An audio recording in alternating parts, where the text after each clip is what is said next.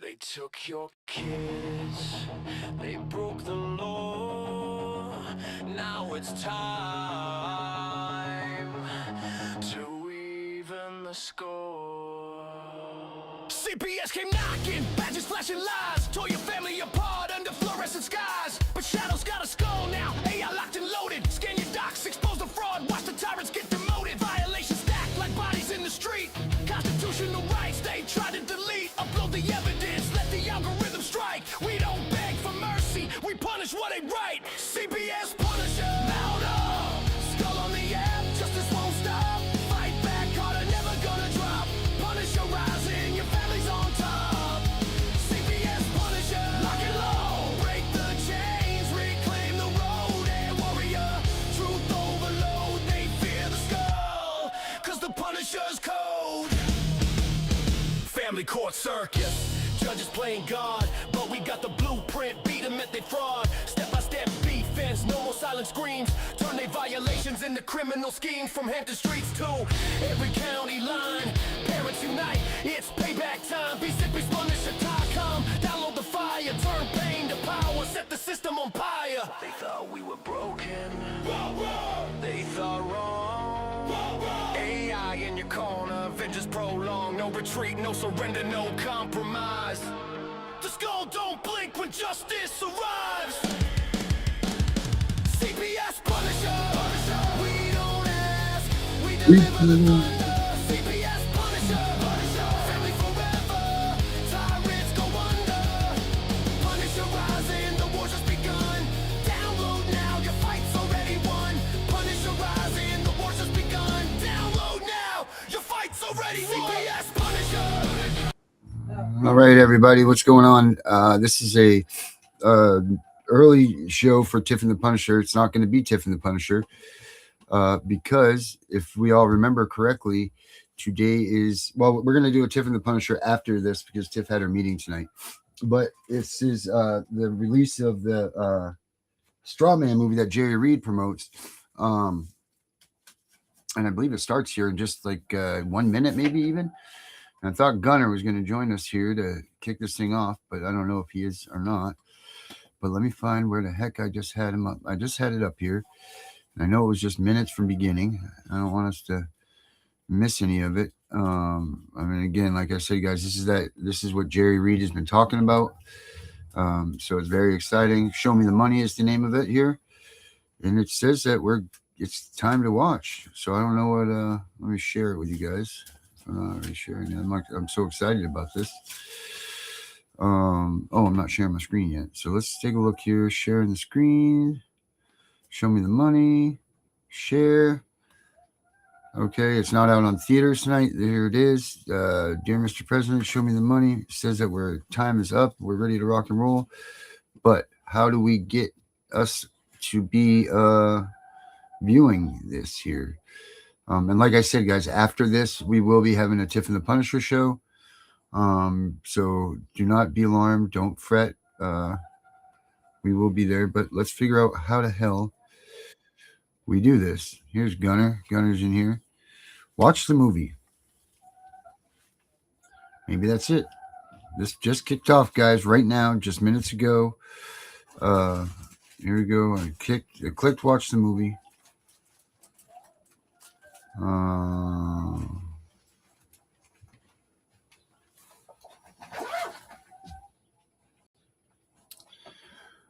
All right, I got watch the movie going here.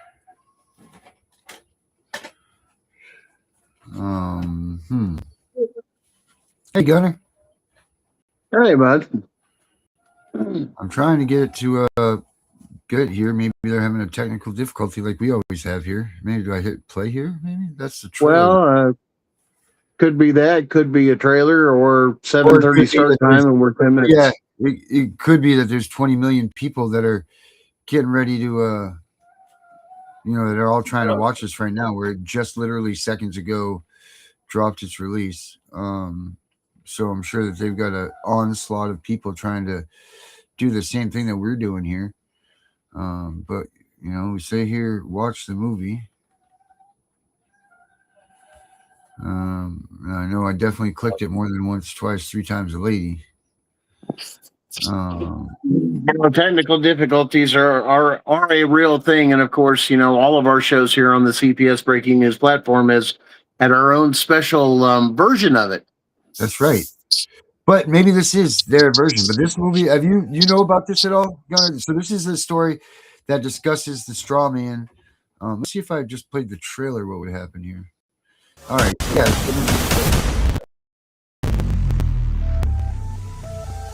I'm about to tell you a story that is going to absolutely piss off a lot of people in the United States of America. What if everything you've ever known is a lie? Because I'm going to tell you right now, we're going to prove beyond a shadow of a doubt that we've been bamboozled in ways that you can't even imagine. From the creator who dared to question everything in Dear Mr. President comes a revelation so explosive it will shatter your perception of reality. This is the biggest scam ever, and your government, it thinks that you are stupid. And the whole fake system that is set up, it's all fake. The straw man, the greatest heist in history. Before your first breath, a covert system claimed you a ghostly double made of paper, a financial slave in a world you can't even see. The straw man. I am not that fucking straw man. That's not me. I am not all cap letters. I am me. They've used your name as currency, trading your life in a game rigged from the start. Basically, when you're born, they put some little ink underneath your feet, and they give you the all caps name on your social security or social slave number, okay? And that's exactly what you are. That is your bond number. Every document, every signature, every debt is an elaborate illusion. You go get a marriage license, it's a bond. You get divorced, it's a bond. You get a driver's license, it's a bond. You get a fishing license, it's a bond. You get a hunting license, it's a bond. You get a ticket, that ticket gets traded.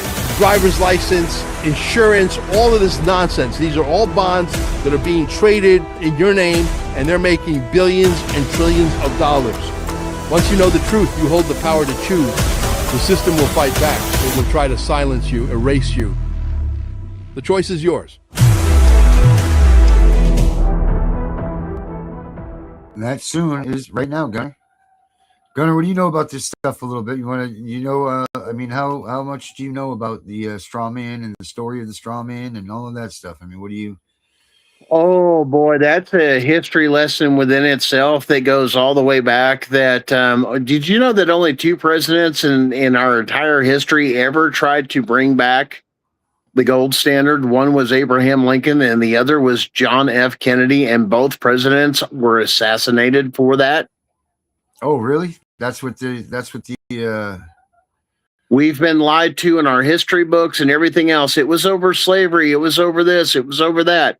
No, it was not. It was about control. It was about the banks. If you look at and go through the stock market crash of the 1920s, you go into the history of that and what it did during the Great Depression and so on and so forth, of how it was done off of manufacturing and how it wasn't stable because it was a volatile market because we were industrial revolution. Well, what wasn't? Businesses come, businesses go, and once again, you can't base it off of that, or that was their perception. So what was something that you could count on? Everything else, a labor unit. You and I, we the people. Why? Because we are considered a labor unit to them. That's what it looks like. This is why they started slowly through the public education system, dumbing you down, because, under the Rockefellers, they were the people that pushed that. Big pharma. It's all facts. You can go look it up for yourself. right. Under the public education system was the idea is to give you just enough to be a worker, not to question anything, but to be that worker. Now, once again, that kept out things to where the union came out and equal rights, and a lot of those other things for the workers and such. So there's a lot to this that's underlying that it comes down to control. And is it people that are trying to mastermind or control nations? We're coming to find out that is true. And now that we have the internet, before you had newspaper. Let's go to the history of this. Paper, radio, right, television. Now we have the internet. They can't Yep. control the flow of knowledge and information. They just put it all out there and everything's uploaded. Now that it's a more modern way, you don't have to actually go down to, say, the Library of Congress and, go pull these paper files and everything else. Why? Now you can sit at a terminal or a computer or even your phone and look this stuff up. And that's what scares them, because now they can't hide that information because there's laws that says we must have access. Freedom of Information Act, that came into play. They hate that. And we look now that everybody says, like the Federal Reserve, oh, that's a government entity. No, the Federal Reserve is not a government entity, nor is the IRS. Yeah, it's private. What's that?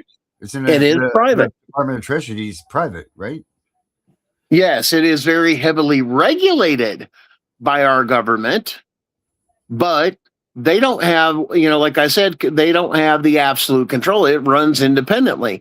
That's just like everybody is, we've always heard the term that they came up with. There's two things constant in life: death and taxes. Taxes, right. Right? But once again, you even look on their own forums and previous IRS agents and everybody else that's testified that it's gone through all this stuff. No, taxes are voluntary from the people. The way they were supposed to tax things was through tariffs and businesses. And the states were not supposed to rule over the people. The states are not even supposed to interact with we the people unless through contract law. That's why we tell everybody, especially dealing with CPS, don't sign anything. Don't agree to anything. The amount of stuff that I've been doing more research, like when you go into these family courtrooms, everything else, and the bailiff turns around and says, all rise, judge so-and-so, this and that. No, I'm not going to rise. Why? Because you haven't established jurisdiction first to even get that. So we've been conditioned, as soon as you do rise, compared to a federal court, they already have established jurisdiction. It's a federal court, but states are mimicking that and giving you the illusion of power. But once again, that's the whole point of this big federal case that I filed too, with the constitutional question. Article 3, Section 2, Clause 2. All cases where the state's a party, including CPS, the federal court has jurisdiction. Then why is it in the lowest court in a state court hearing these? It's unconstitutional. They're not legitimate courts. Right. And the Constitution says so. It's not what I say. Well, we've always done it that way. Just because you've done something that's legal doesn't make it lawful. We have to question everything now. And what better generation for this to take and happen than Gen X come in and go, that's right. We questioned everything. We question your authority. We have questioned this. We question that. Why? Because we saw the propaganda. We saw the bullshit. We heard the things about, I remember going up, Auschwitz, and so many millions of Jews were killed and this, that. My grandfather was over there. He was firsthand experience. He goes, that wasn't what it was. There was a lice outbreak. What were they doing? Delousing them. Right. Shaving their heads. All these other things. What happened? Well, they were there and they were starving. Yeah, because they abandoned the camps because nobody was getting paid. And, there was rumors going around, and we were doing propaganda too. We were dropping leaflets from airplanes saying the war's over, so people just abandoned their posts. Yeah. Oh, but you don't want to hear about that, do you? Right. They were running for their lives. They knew that they were going to pay. They knew that they were, the enemy, and they were defeated, and they needed to get back to their families. But now we're coming to find out World War II wasn't what it was either. Was Hitler evil? Were some of those others? From the beginning, it started this. I believe it was other people that had to deal with, what was part of Russia at the time of Stalin and some of the others that were through there that was coming down with the Marxist point of views in that particular, we'll say almost political religion, infested into Hitler's stuff. Why?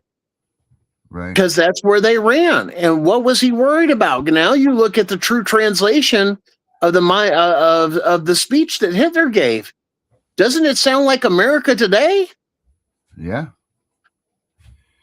And what did he say? When they find out what I've really done, when they were overthrown in America, when they really find out what this was about, it'll be World War III. Yeah. Huh. WW3, man. I mean, and now what are we seeing across the globe? This stuff come in within, well, we have to accept people from other countries and this, that. Man, we have got laws and other things in place, especially in our country or even other countries. Who made these bad deals? Yeah. Seriously, who made these bad deals? Just doing that, right? And we're worried about our resources. Go look up this number. Did you know that native born or actually true American citizens in this country is only 60% of the country's population, and the other 40% is immigrants? Well, so there's 60% natural citizens, is Yep. what you're saying? And then there's Yep. another 60% natural, 40% Immigration. Wow. People here on work visas, naturalization, this and that. And then you had this other influx of this and that. That's now we're coming to find out what Iran was doing what, and some of those other countries, what they were sneaking in without firing a bullet. They were looking to overthrow these countries without firing a bullet. Afghanistan. They ran, I walked. Well, you're looking at religious principles, and look at the history of the world. Mm-hmm. How many times have wars been fought over religious principles? Every one of them. Thank you. This is just another one. Why we went to sleep. We got comfortable. Here's the thing. Americans became the spoiled kid, whether we like it or not. A lot of us, we grew up spoiled. We have everything at our fingertips. Yeah. Food, entertainment, the internet, all these other things. Listen, we hop in the car, and we go get whatever we want. Yep. Hell, you don't even have to do that. You can hit a thing on your phone. Bip, bip, bip, bip. It's delivered to your damn house. Right. Yeah. Even you don't even have to go out to eat anymore. What are we going to do? What are we going to do if the power goes out? What are we going to do if we lose the people wouldn't know what to do. You lose that device that you keep handy right in your pocket. That's the little pocket computer now. We're going to lose that, man. There's going to be people in this country that aren't going to be able to function. Now, I know one group that's not going to be able to function is going to be CPS. So that's going to be amazing. But other than that, we aren't going to be able to either. That's the problem. Well, some of us won't. Some of us know how to get out in the middle of nowhere and survive off of what the land and provided and go primitive. Well, there's a lot of people that know how to do that, but is there people that want to do that? That's the thing. Do you really? Well, when you're forced to do it, you kind of don't have a choice, do you? Well, you're not going to. So that's the simplified answer. Yeah. And that's the reality of it. But on the other hand. But now, hold on. Let me play the devil's advocate here. This is one of the things at CPS, the underhanded thing of why they're kidnapping and destroying families and heritage and culture, so you don't learn that skill set and you become so interdependent on the system. If it does go down, which they know eventually one day there's a possibility of it happening, you're going to turn to them rather than learning and having the skills to survive and living truly free again. Now what? This is part of a bigger plan. People look at it and go, oh, well, they just say, you got to look at the big picture, man.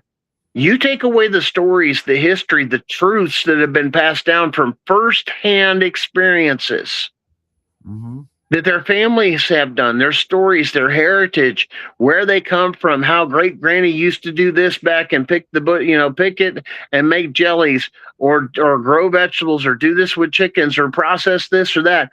Half the people out there don't even know how to process a damn animal, let alone a fish. I'll be honest, man. I don't know. You could give me a whole chicken and I'm not going to know what the hell to do with it. Other than choke it? No, and here's the problem. Here's the freaking problem is that I'm so much disturbed and traumatized from CPS that I'm going to fall in love with the goddamn thing. And I'm not even going to be able to eat the son of a bitch. That's once to win. Let's go with a dynamic shift. Because now there's no power in government. There's only power in those people that have that skill set. Now they become the ruling class. Uh-oh. Well, Gunner, think about that for a minute. Right? I'm not even going to be able to eat these things because I'm going to fall in love with them. But what are you going to end up doing? You're going to fall in line with a group or part of a network of people that has a set of skills. And this is already starting within our relationships. Why? Where that whole conversation where men are saying to a lot of women, that big trend that's out there, what do you bring to the table? Because when it comes down to survival, what do you bring to the table? What skill set do you have that will Well, I'll tell benefit you our what. society? Luckily, I do have some, but you know what? My graphic design skills, my being a podcaster skills, or if they are a skill, I don't know. But anything that I have to do that I've done in my second coming of life since CPS is not going to be, that will be void ab initio. Anything that I Right. do that has to do with technology is no good once all of this goes down. Now, thankfully, the first half of my life, I was, I used my hands, I used my muscle, I used all this stuff to work my way through life. I was a demo guy, like I did that. I cleaned Right. up file recovery, so I will be a valuable asset to having to clean up all of these disgusting messes that are going to inevitably be taking place. I'll know how to stop biological outbreaks. I'll know how to do all of these things, and I'll be able to spread this stuff with people.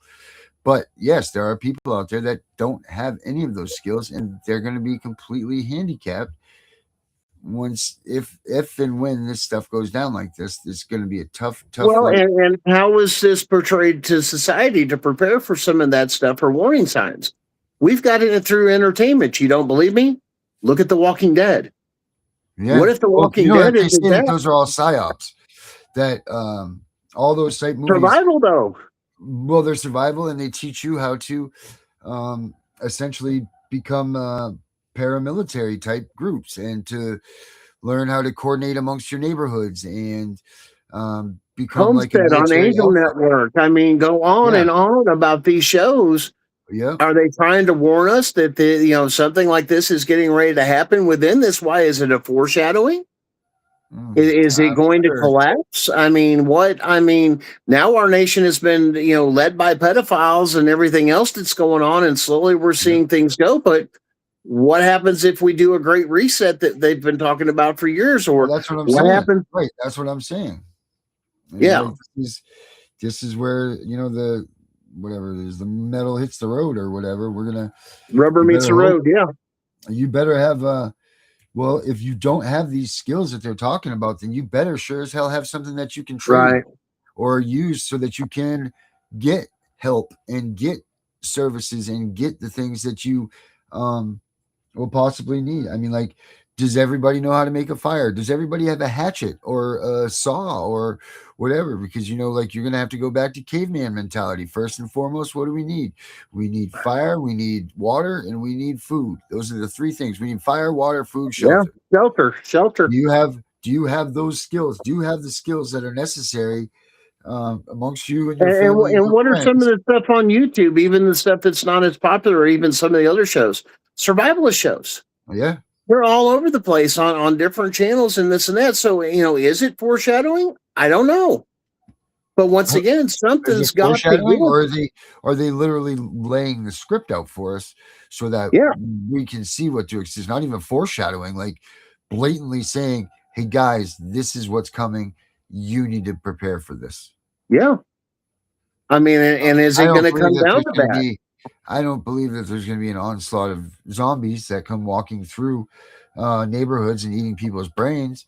But there are some that say that is true. Some will say that that they've created these people, or there's some sort of bacteria that will super virus. Yeah, super virus. Yeah, right. Something like that will turn you into that. But I something that melts at the glaciers. My belief is, this is my belief.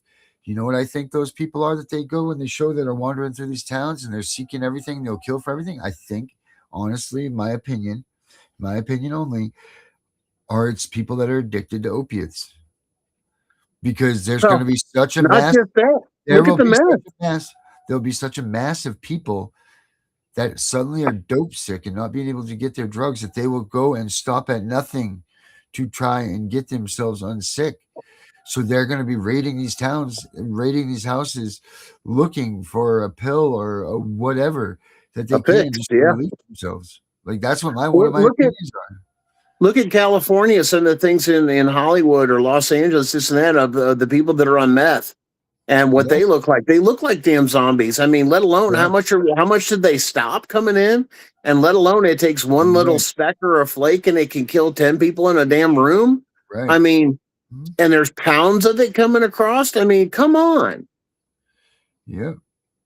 I mean, and now, I mean, this is a a lot of people, there's no such thing as New World Order. Take a look around at other nations and our nations and how we've been bombarded or how this has happened and everything else. there is something evil in place trying to do what evil does. And it has throughout history. Until what? Even the Roman Empire fell. Genghis Khan. Yeah. Those empires, I mean, people that had conquered so much eventually fell. Why? Look at why they fell. Too thin, man. This is why our founding fathers created a constitutional republic, so we could survive things like that. Right. But when we won't even follow the Constitution in our courts, or even by our elected appointed officials and actors, and we just do the crap that we're doing, and we're not constitutional, and we're getting these people that are minority voices saying, well, it's not fair to this and that. Well, tough shit, everybody's going to be treated equal. And I had this conversation earlier today. Somebody says, you know, well, and I'm going to get on this, and don't misinterpret me, and let me explain. With the equal rights and the women's rights and everything else, well, guess what? You're going to get it.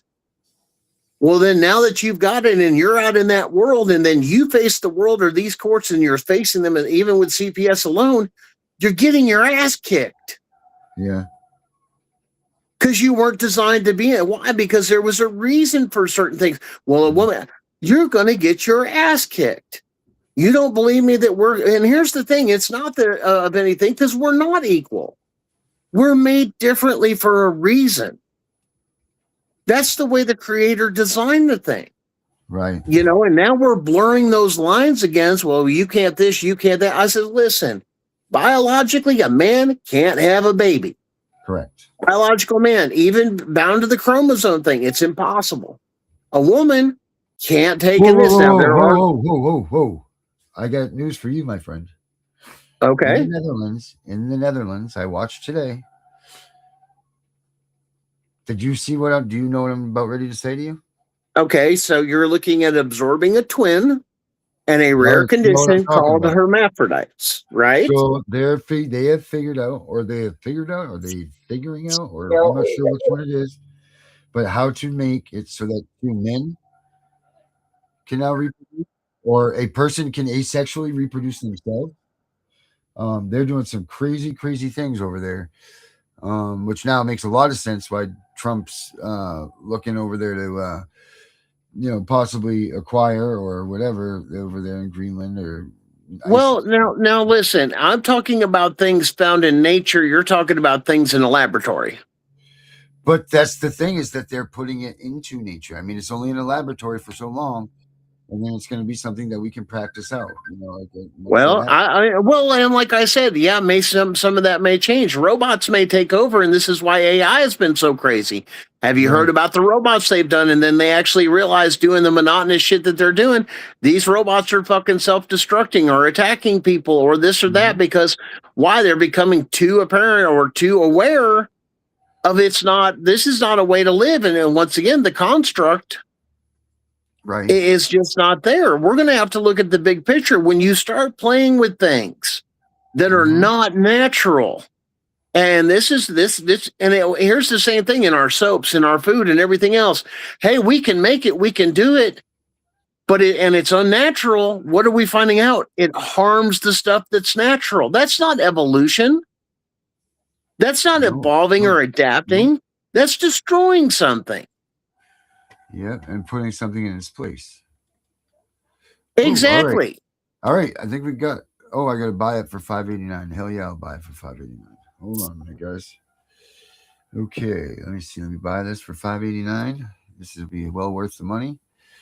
It's a one-time unlimited. And like I said, when it comes down to those things, how we're different. That's just like Darren. Even as men. Well, let's go with the same thing. Not just the men and women comparison. Men to men, or man to man, or woman to woman. You're not exactly the same.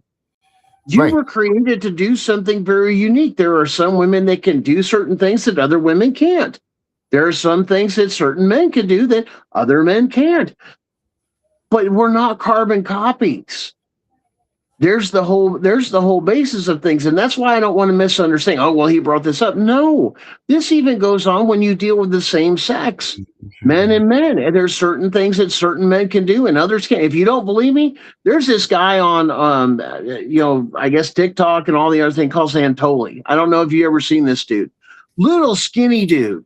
But he picks up these monster freaking weights with these big old buffy dudes. Yeah. Yep, I have. Yep, I know exactly what you're talking about. This is something unnatural or unusual that, once again, certain genetics or certain things in there that has made him very unique. We can't say that about anything else because, or whatever. Yeah. Well, like the 400-pound dude that, has ate McDonald's all his life and made bad decisions and this and that, he sure as hell ain't going to be able to do it, is he? No. There are unique individuals. And this is what I'm talking about. This has nothing to do with discrimination. It goes to the beauty of the creation of who we are. And we've got to understand some of that and respect it. But when you start playing with that stuff, man, it ain't never gone good. Matter of fact, hell, I mean, we didn't realize what we were dealing with the atomic bomb. But hell, we're the only country in the history of the world to drop 2 of them, not just 1, 2. Right.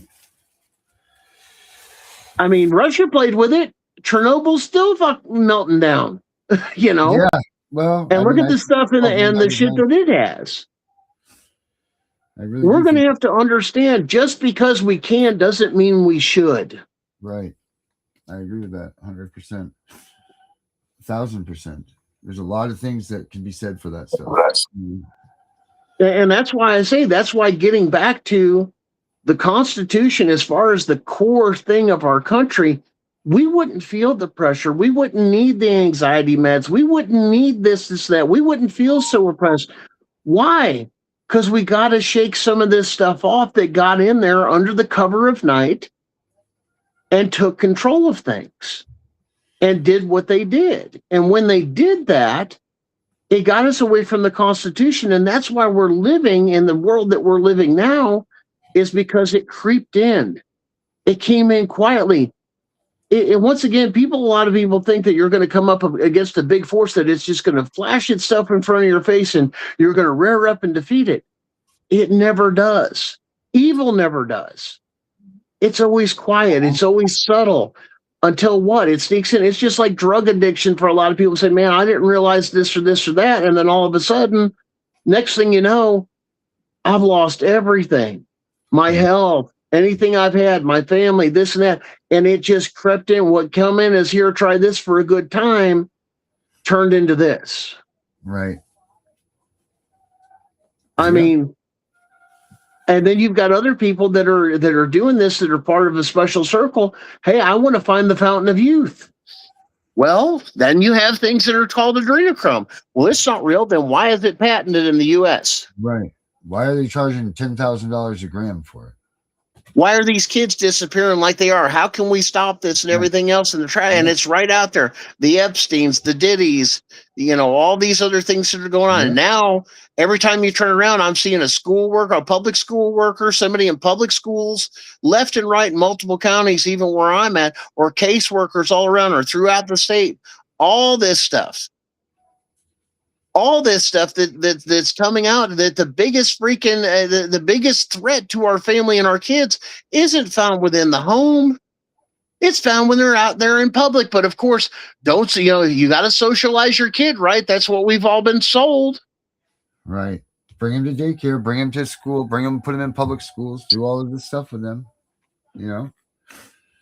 Why isn't the Constitution taught from a very young age?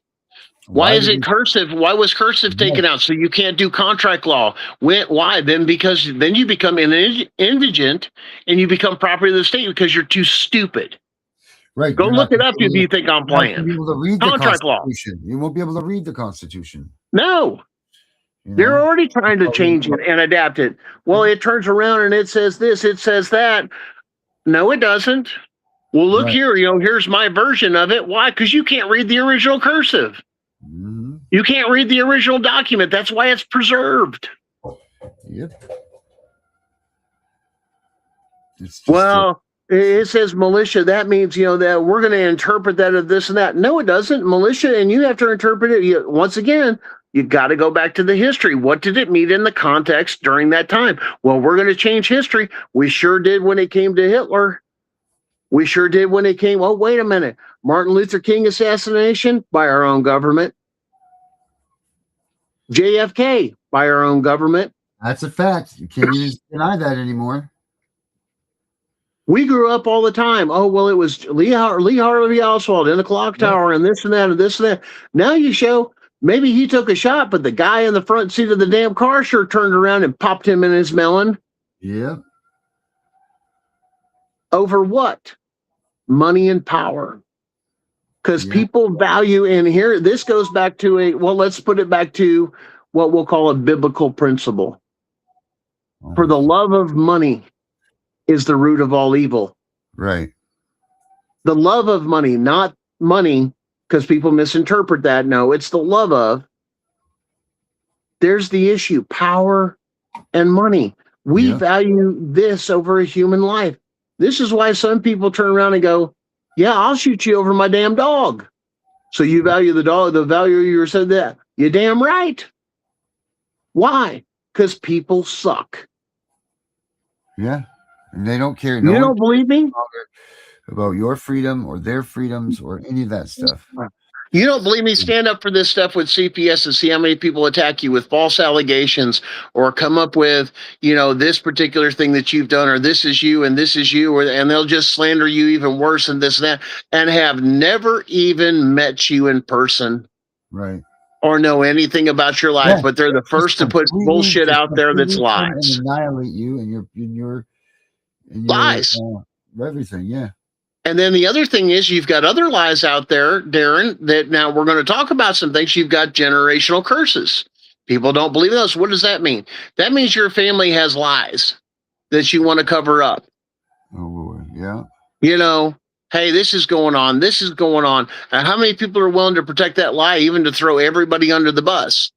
Yeah, they'll do it. I mean, how many stories you hear about that all the time? Why? Yeah. Because Granny was fucking, if somebody was on drugs or somebody did this to that person or whatever else. I mean, this person's a criminal or killed somebody back then, and there's a huge cover up and it's the family secret, and they'll do anything to keep the family secrets. Yeah. And secrets, no matter what it costs you, no matter what costs it, doesn't matter. Yeah. This is why, I've always been a big proponent of it. I even raised my kids, honor, integrity, and respect. Go for truth. Why? The truth won't fucking cause you fucking backlash. If you walk in truth and in honor that, in the best of your ability and everything else that you're going through, come at me all damn day. Try it. Because I'm going to hit you back with, that's false and you're full of shit. Or you're a piece of shit. And as well as I know, I've been attacked. I mean, even doing this show and everything else for over 2 years now. Well over 2 years. I guess we're going on 3 or 4 now. How many times have I been attacked with bullshit and people coming, well, this is you or this is going on with this and that. You don't have a clue who the fuck. You're full of shit. You have no idea who I am. You're freaking clueless. Yeah, I'm out in the public eye. I put myself out there. Why? To stand up for what is right. And the stuff that was done wrong to me, to where people come up with lies and smears, and they had to break the law to come after me. That's why I'm in federal court. Right. And guess what I did in federal court? I brought something called the truth, and I brought receipts. Because now you can't wiggle out of it, and I got your ass. Yeah. And that's what scares them, is when you bring what was in the dark into the light. This brings me back to a biblical principle, too, I remember from my youth, is in the last days, that which was hidden will be brought into the light. What are we seeing? Yeah. All the stuff that was hidden or concealed is now coming to the light. Sure is. Now, Gunnar, you're talking about the last days, or this is happening. I'm not saying nothing. You do your own thing. You have your own belief system or anything else. I have my own That's exactly relationship with the Creator. But I'll be doing my thing over here. You go ahead and do your thing over there. and we'll figure out what's what. You know what I mean? But Yeah. at the end of the day, I'll be here, you'll be there, and we'll figure that out. You know, like that's just. But again, the part of the Constitution is I have every right to tell you the one universal phrase that is understood in every single language. Fuck off. Yeah, I was just gonna say the flipping off the middle finger or something. Yeah. Everybody else, your life is so damn shitty that you have to go after another person. Yeah. I mean, with this and that, I mean, not about doing wrong or, you know, I mean, there's stuff of calling people out and, you know, the truth and being constitutional. There's a big difference there. But when you've got nothing better to do with your sad, pitiful damn life than to go after another person or to manipulate people to do what you want to do, or, you know, regardless of how they feel or anything. I mean, I'm over here pushing the best I can with less than 10% left in my heart, and I'll give my last dying breath in this damn fight for what? Truth. Right. Why? Because that's who I am. And if you knew me, you really knew me, I'm not that guy to fuck with. Why? Because once you bring down the fucking rain, I'll bring down the fucking rain. Yeah, you bring down the thunder, right? We'll go nuclear real fast, and I ain't got no problems. I'll sit up there and watch the world burn. Welcome to Gen X. Why? We don't care. Because we know it's all wrong. Yep. We've watched it. We've watched the propaganda. We watch people be, for a short period of time in our history and the history of America, live very, very well. Our parents, you know, the boomers and the ones before that came through the Great Depression. Hey, they flooded you with money and cheap prices and a bunch of shit and home ownership and all these things. And now here's the American dream and the nuclear family.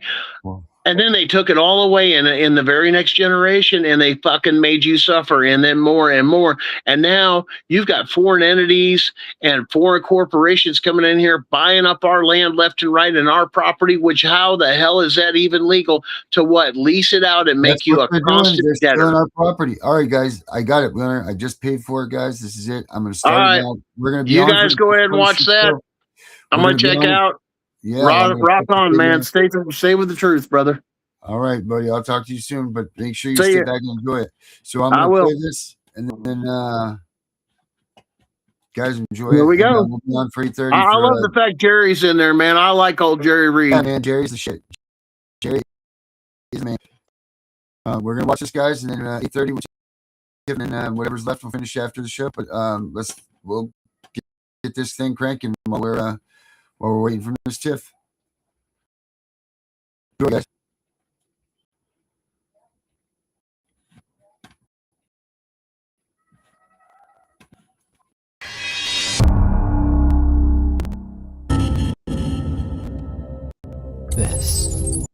This moment right now, this feels real. But is it?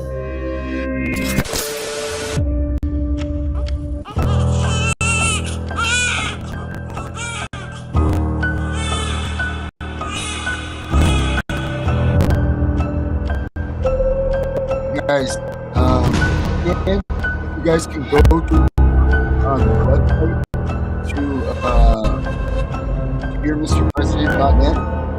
If you guys would donate money, donate $1 or whatever to the show, that way, you know, like we're not feeling these guys. I know it's more like getting messed up, but you can, please, hold on one second, and I'll get there. If you guys can go to the website share, just make sure that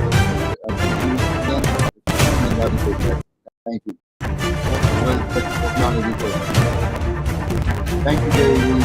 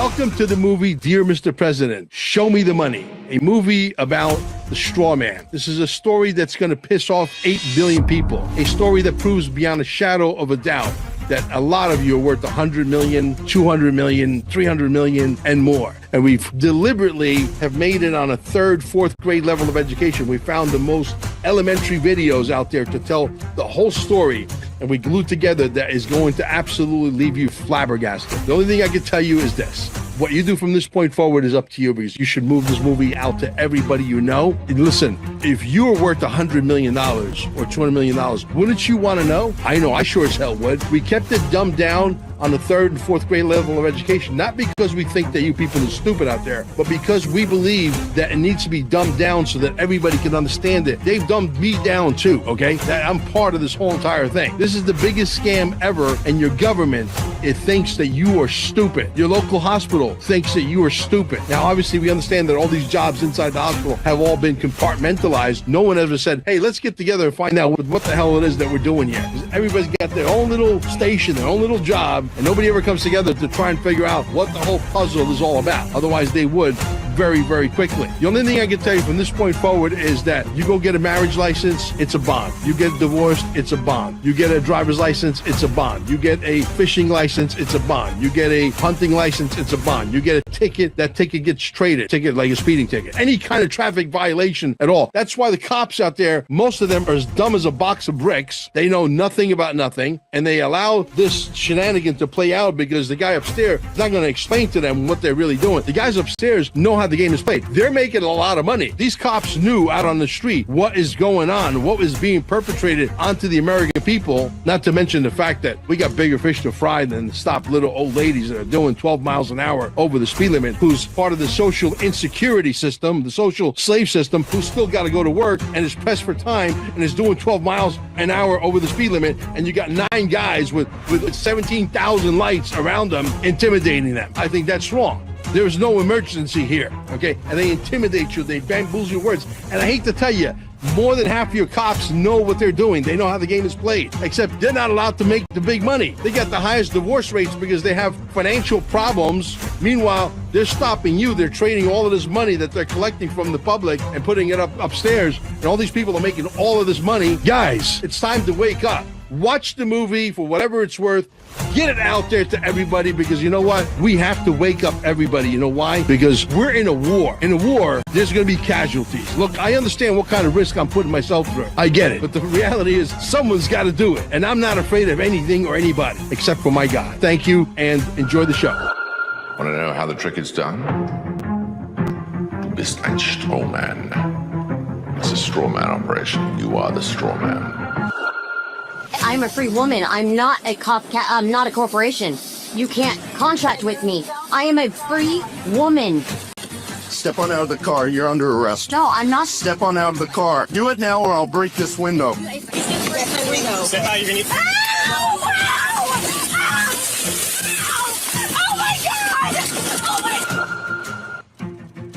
People aren't aware of what it is. Policemen often say, do you understand? Are you standing under my authority? If you see your name with the title Mr. or Mrs., that is a title of ownership. That when each person is born, whenever a human being is born, there's 2 entities. One is the real entity, which is the human being, the flesh and blood. And the other is a legal fiction, a fictional entity that is nothing more than a piece of paper, a birth certificate. And so we're tricked into representing the legal fiction, the straw man, that birth certificate. You have any interactions with the bureaucracy, okay? They're not interacting with you. They're actually interacting with your legal fiction, because they can't deal with a flesh and blood human. Yeah, they have to deal with another corporation. Please, don't obstruct me. I'm obstructing you. Right. Show us the warrant. So we don't consent. You need our consent. That's the end of it. Do you mind telling me who you are? I won't tell you anything. So you're a police officer enforcing laws, but you don't know every law, is that right? That's correct. A self-proclaimed sovereign citizen is shot and killed during a traffic stop in Farmington, Utah. I'll pull you out. Step out of the car. The camera video shows the moments leading up to the shooting and what followed. when 25-year-old Chase Allen was shot at by multiple officers. When you start to break down the words that we use and you start to look at the roots of all these words and you actually look at what these words actually really mean, you start to get an idea of what's going on. Show me the money. Show me the money! Show me the money! Let's tell a story about one of the greatest psyops in history. The psyop that you deserve less and less every year, and that you should work harder and harder for less and less. The psyop that to be broke was the American way. The psyop that you should be lucky to pay your bills. The psyop that it's normal for prices to go up every year, forever. The psyop that it's normal to pay taxes. When you're born, death and taxes are the only certainty they would tell you. The psyop that you need to make $80,000 a year to take care of your family, then $100,000, and then $150,000. Now they tell you both you and your wife need to work to achieve financial freedom. So you hire the nannies, you hired the babysitters, you leave your community, you just don't have time for them anymore. Because you and your wife embarked on individual careers, these careers that took you away from your kids, your spouse, your home, your community, and they told you this was normal. It's totally normal to spend 2/3 of your time away from your family. It's normal to fight and get divorced, and it has nothing to do with the economic decisions and policies made by the government. None of it was normal. It was all nefarious, and it chipped away at what it meant to be an American. It chipped away at your self-esteem. It chipped away at your marriage, at your family, until you looked up and one day no one was married anymore. No one was succeeding unless they were heavily leveraged. One day you woke up and realized you don't recognize the world around you. This is your liberation day. Who gave them the right to charge us for water and land they didn't create? We should not be paying anything for our existence on this earth. Let that sink in. Let it scrape against everything that you've been taught. Because the most insane idea humanity ever normalized is that you owe money simply for being alive. You were born here without consent on a planet you did not create, under a sky that no government ever hung, breathing air that no corporation manufactured, and somehow you start life already in debt. That's not normal. That's not moral. That is not even sane. Explain to me how land became owned. Explain how water became a bill. Explain how shelter became rent, movement became a license, and rest became something you have to earn after selling most of your waking hours. They didn't just monetize labor, they monetized survival. And the moment survival has a price tag, freedom is gone. Because if you must comply to be allowed to live, that is not choice. That is coercion, wearing a suit and calling itself civilization. Miss enough payments and watch how fast the mask drops. They don't just take your house. They don't just shut off your utilities. They take your mobility. They take your dignity. They cage your body, all because you failed to keep up with the subscription fee for being alive. That's not order. That is a threat backed by force. Work itself is not the enemy. Contribution is natural. What is evil is when contribution stops being voluntary and becomes a condition for survival. What is evil is when fear of hunger, homelessness, and medical neglect is used as the whip. And that fear is not accidental, it's engineered. It keeps you obedient, tired, and arguing with your neighbor instead of questioning the system that's draining you dry. No moral system, none, can justify charging human beings for access to the earth they were born on. If a system requires you to earn the right to exist, then that system is illegitimate at its core. You're not lazy for questioning this. You're not crazy for feeling it's wrong. You're dangerous because you're starting to realize the truth. You were never meant to pay for your own existence.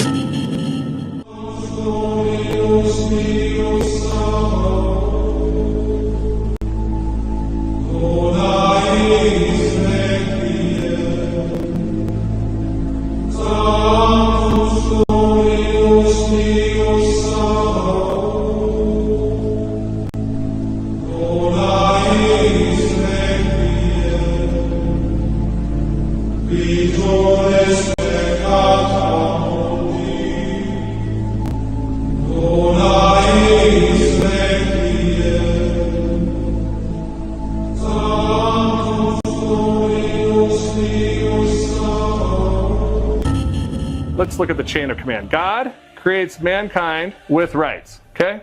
Men and women create the families create the towns and cities and towns create the states, and the states got together and created the federal government, not the other way around. Okay, what did the federal government create? The U.S. citizen franchise. Now, U.S. citizens have no rights. They only have privileges. Okay?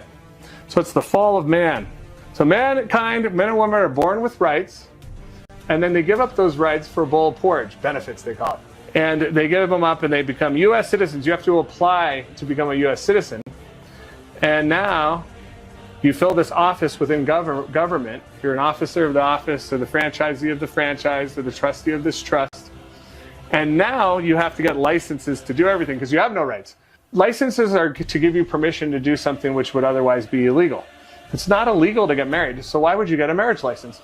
Well, if you're operating as a U.S. citizen, you have to, because once you get that marriage license, now you fall into this civil statutory maze of family court. So all these civil statutory courts require our consent. We choose the domicile. If you domicile yourself in Florida, then California laws don't apply to you. Cannabis is legal here in Colorado, but if you drive across the border to Kansas, it's still illegal. And if you don't want to pay taxes, you move to New Hampshire. They have no income tax or sales tax. But if you live across the border in Massachusetts, you have to pay both. So all these civil statutory laws require our consent, and we do that by where we choose to domicile ourselves. They call them the residence. The res is the thing identified. The thing identified, this legal fiction entity that you're an officer of, that you think is you, isn't you. It's just this trust. Well, what you don't know is that in that court file, they're opening a trust in your name. They're putting a bid of performance and a payment bond inside that trust. They're trading you on those markets. They're making anywhere from $2 to $5 million per ticket. And that means that every single police officer is trafficking your person. He is part of a massive crime syndicate, and he is attempting to traffic your person, and your person is the corporation. So he can't even contract with you. So you could literally say to that cop, like, "Excuse me, sir, are you attempting to traffic my person?" And you could hand him a yellow card and be like, "Yeah, just so you know, you're personally liable for about $1 million. Approximately 2 months ago, I embarked upon the second chapter of Dear Miss President, this time addressing the subject commonly referred to as the straw man. I speak, of course, of the notion that every child born in a hospital, fingerprinted at birth, assigned a social security number, and issued a legal all-caps name is simultaneously paired with a fictitious corporate entity, one ostensibly traded on financial markets, generating immense sums in that individual's name. When the birth certificate was created under Wilson, we became debt slaves without really knowing it. When the birth certificate is signed by the parents, they are signing over the child to the corporation, and the child actually becomes the corporation. So every child born after 1918 has a birth certificate that makes them a slave for life and places their name as a corporation in traded stock exchanges globally. Now, it's not just the United States. It's Canada, the UK, Australia, with a little different twist, and New Zealand that I know for sure are following the exact same script. When they created the Social Security system, they started to use people's own money to pay the bill. Now, the people's own money happens to be their piece as a corporate entity. Because you're traded in the stock market as a corporate entity, a significant amount of money accumulates over time. So that money can be used to pay your Social Security, and there's still billions of dollars left. According to this fact, these profits are withheld, and this practice, far from being confined to the United States, is purported to be part of a long-standing global deception.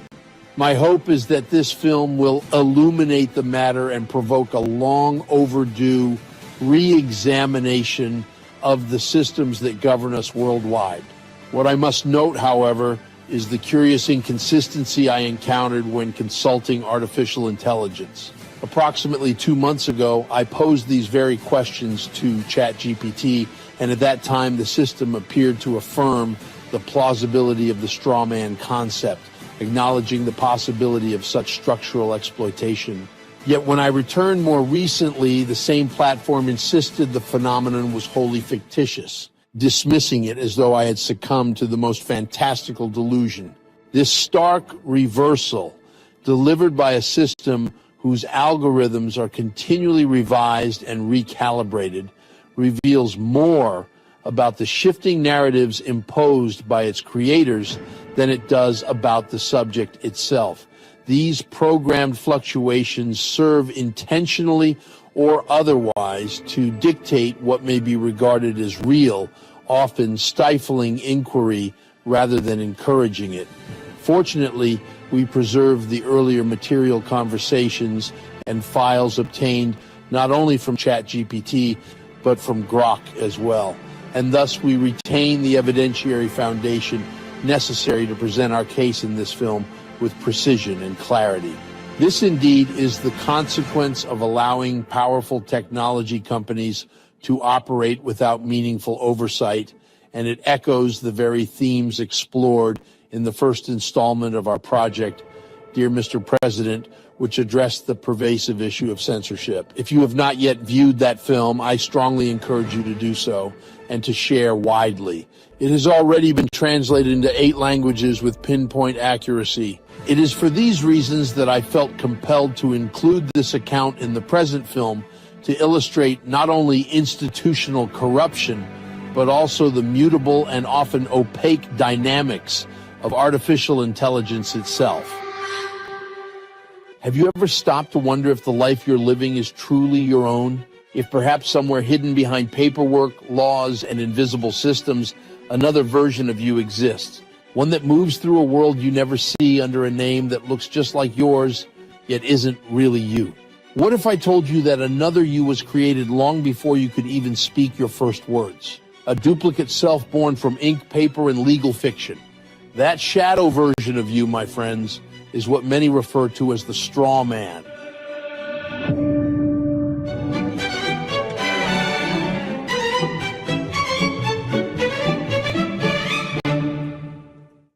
Ah, the government. It loves you and wants to keep you safe and well. It even wants to make paying taxes, fines, and court costs easier for you. How? Well, you'll need to meet your straw man. He was born the same day you were. He looks like you, has the same name, and lives in your house, but you never knew he existed. You will have even paid his parking tickets or taxes.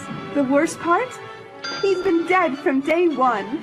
From every birth certificate, a legal personality, or legal fiction, is created with the same name to confuse little old you into thinking it's you.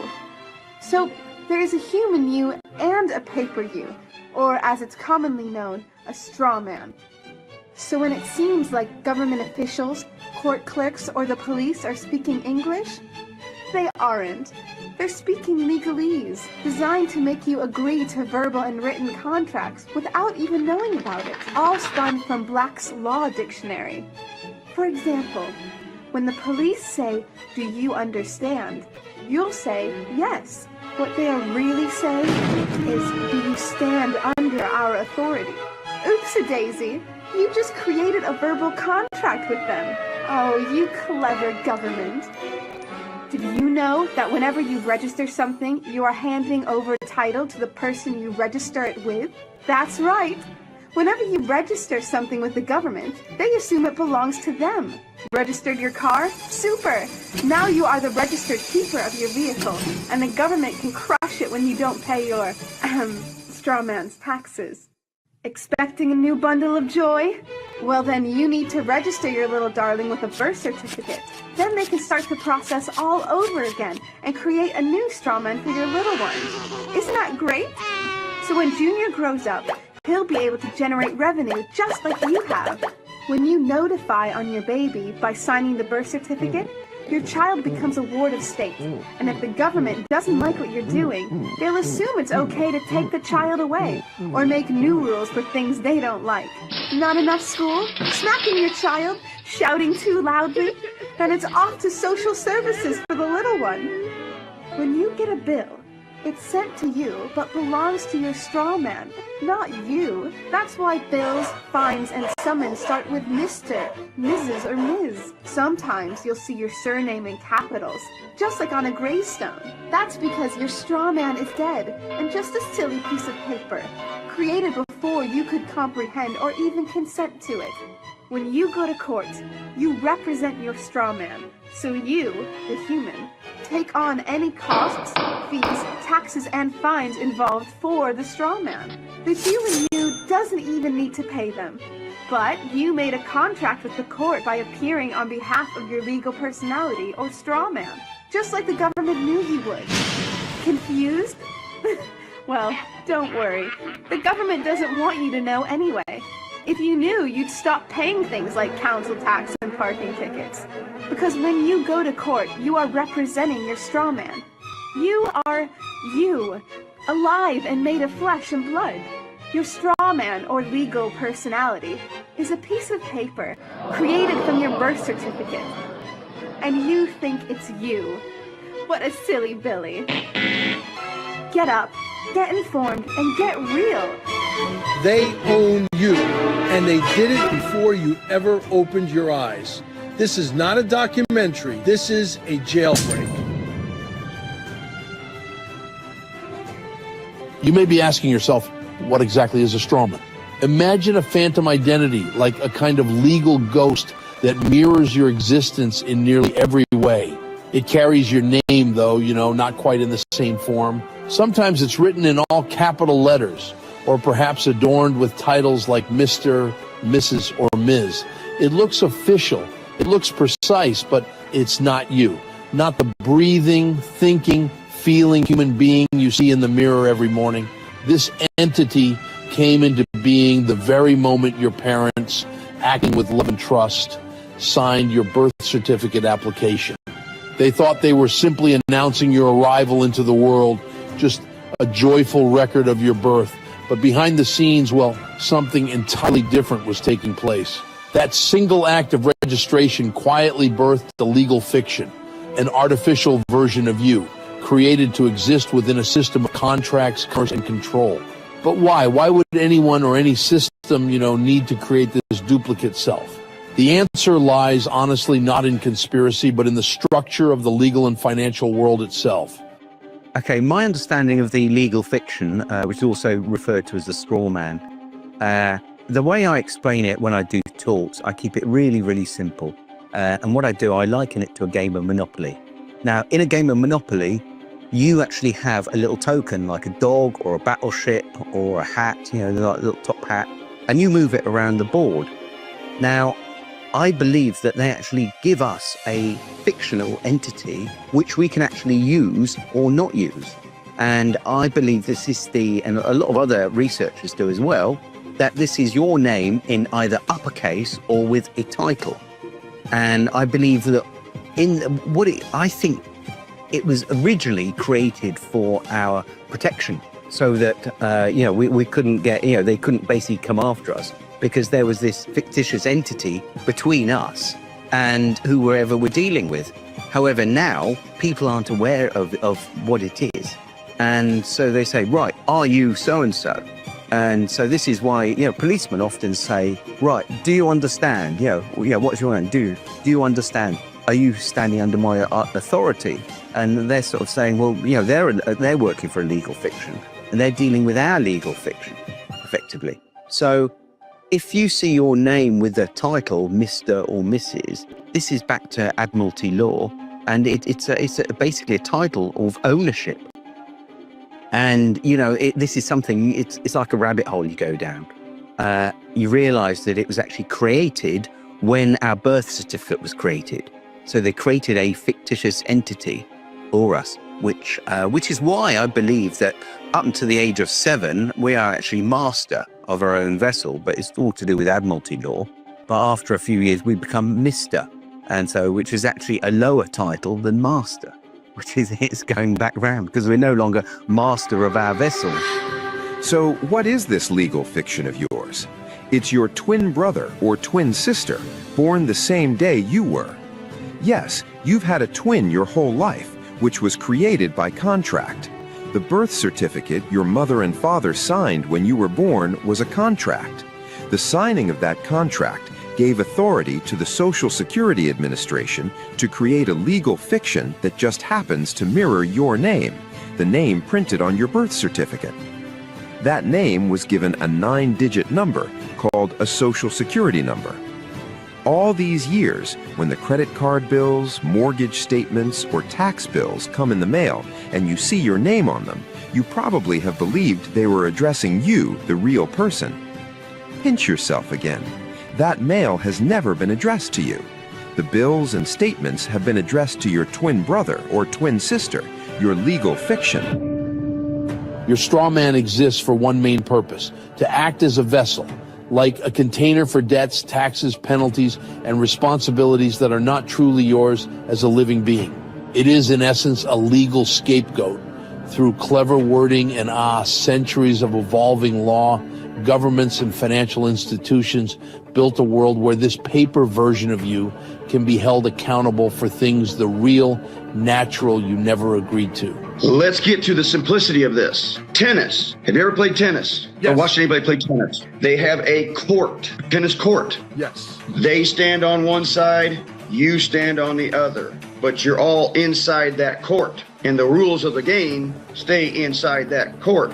But in order for them to play the game, they've got to get you inside that court. How did they do it? Before you were even born. The moment you took your first breath, they gave you an all-cap name. It said, now you are inside my court. But the problem is, they always have the ball. They're always on offense. They're always the ones starting the game. So, in order for them to take the average citizen in the United States and keep them in that court, they have to find a fictitious way to enforce that court onto this sovereign person who is protected under the Constitution and guaranteed rights against this. So how do you do that? You impose a fake identity on to that other person and say, now you belong in this court and you're under my rules. The straw man. The straw man. I am not that fucking straw man. That's not me. I am not all cap letters. I am me. My name is not written in all caps. I never once agreed. I never had a choice. You tagged me like a damn cow and said you're going to play my game on my rules.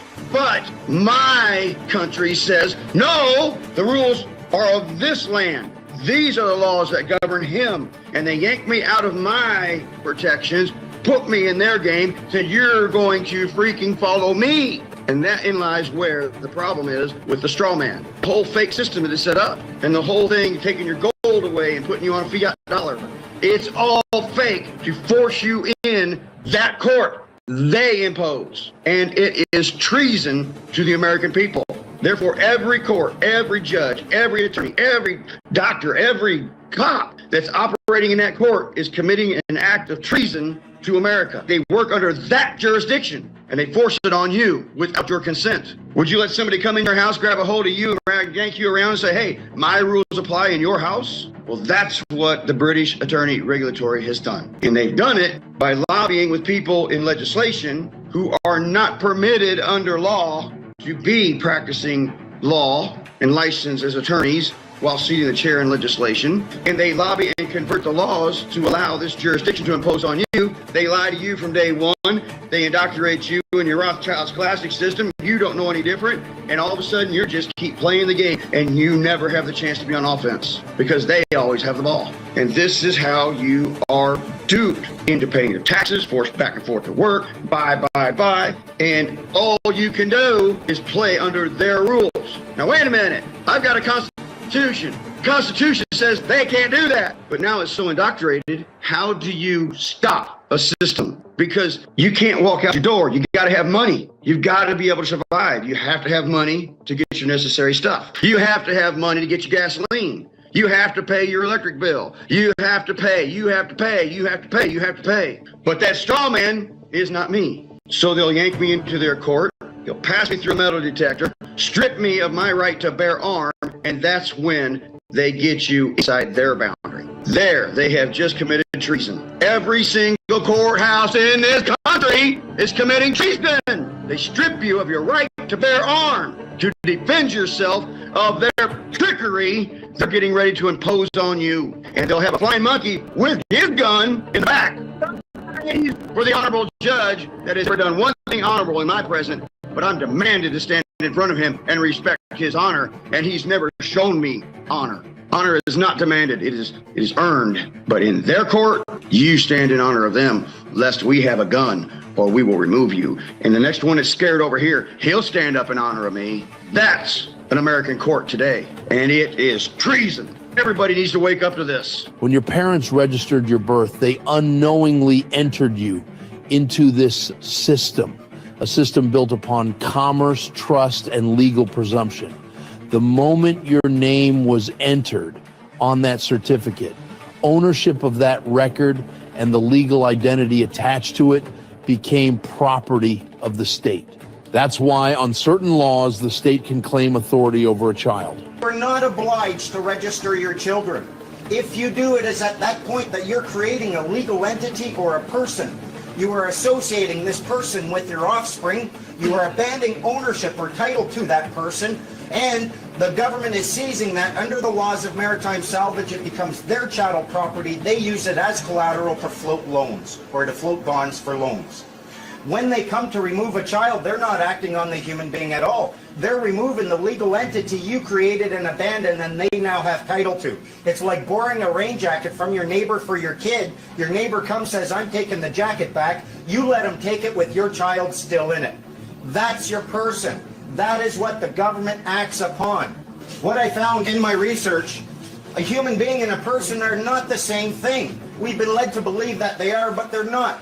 In Black's Law Dictionary, you'll find a definition of a person, and it says, a human being is not a person because he is a human being, but because rights and duties have been ascribed to him. Specifically, the person is that legal subject or substance of which the rights and duties are attributes. But not all human beings are persons, as was the case in Old England when there were slaves. It's why they can intervene in family matters, issue fines, or create documents in your name without your consent. Because in the eyes of the system, your straw man is the one being governed, not the living soul behind it. This process, though it seems official and lawful, is actually built upon a distinction between what is lawful and what is merely legal. Lawful refers to the universal moral laws, the natural rights that every human possesses by birth. Legal, on the other hand, refers to the rules of the corporate system, man-made regulations that only apply to the artificial entities within it. And what I found was that these judges, when it comes into family courts and equity courts, they pretty much think they have discretion to do whatever they want, and they completely ignore the Constitution of the United States of America. But they will tell you under the color of law, under state legal law, that they are the authority. And what I found is they are not. In fact, there is a huge, huge difference between being legal in a state and lawful to America. And this is how they twist the words to make you feel like or think that they have authority over you. And in fact, they don't. And I want to start with the simplest, okay? A police officer goes to an academy and he's a policeman. The root word is policy. It's not law. It's not even statute. It's not even code. It's a policy. That's why they call him police policy. And he gets trained and educated to perform his duty as an officer. He takes an oath of office to uphold and protect the Constitution of the United States of America and protect the people to some type of affirmation of oath. But he will guarantee that he will do that. And they'll give him a badge and they'll give him a license to be a police officer. He'll pull you over for a short over limit on the speed. He'll flip on his red and blues and declare an emergency. Fraud number one. He is committing a fraudulent act right there. He doesn't even know it. He's lying. There's no emergency from some little old lady trying to get down the road 2 miles an hour with speed limit. That is not an emergency. That is a lie. Fraud. Deceptive practice to pull her over and detain her on her right to freely travel. Constitutional violation. Period. He lies. Now, he may not realize he's lying because he's got somebody giving him a payment to go out and perform this duty or function for them. And he doesn't even realize what that's called in law, okay, is an emolument violation. An emolument violation is when somebody pays somebody to go out and commit a crime. It is a United States felony. And that officer does that as soon as he flips on those red and blues and walks up to that lady's door. He is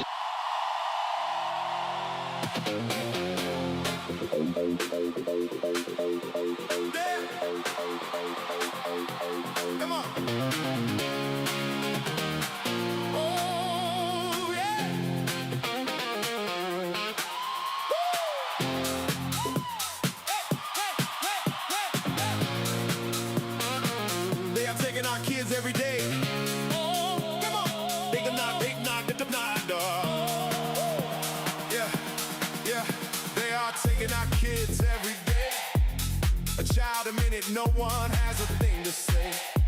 For those who have been isolated, don't be worried, you have a voice today. So listen up, everyone here is the story. Child Protective Services is real. CPS is what they call it. They want our kids because it fills a lot of people's wallets. We all think it won't be us. We say when they come, we will be so tough. It all sounds good when there's no one to take them. But when they come, your voice gets to break. Stay calm, step away. CPS ain't taking no one today. We are educated. Stay calm, step away. CPS, you need to leave. I know the tricks up your sleeve. Oh, yeah. You can't do what you're trying to do. We have done our homework. Don't do a damn thing without a warrant. You will no longer will steal our kids this way. Tiff! Tiff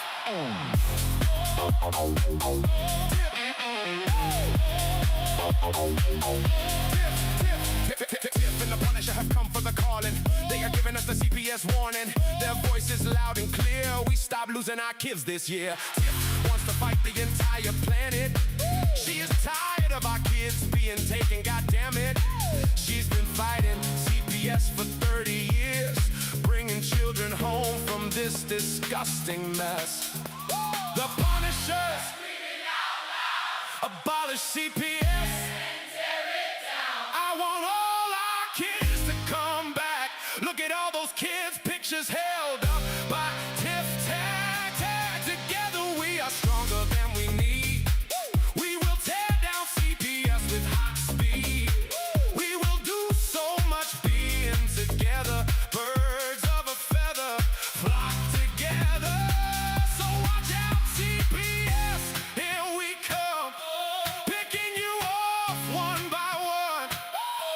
We promise to bring back the family and prosecute the case workers unhandily. So give us back the kids. Tiff and the Punisher, sending you all on a vacation. The one with bars in the windows, and the only games you play are on Nintendos. Corruption in courts, here we come.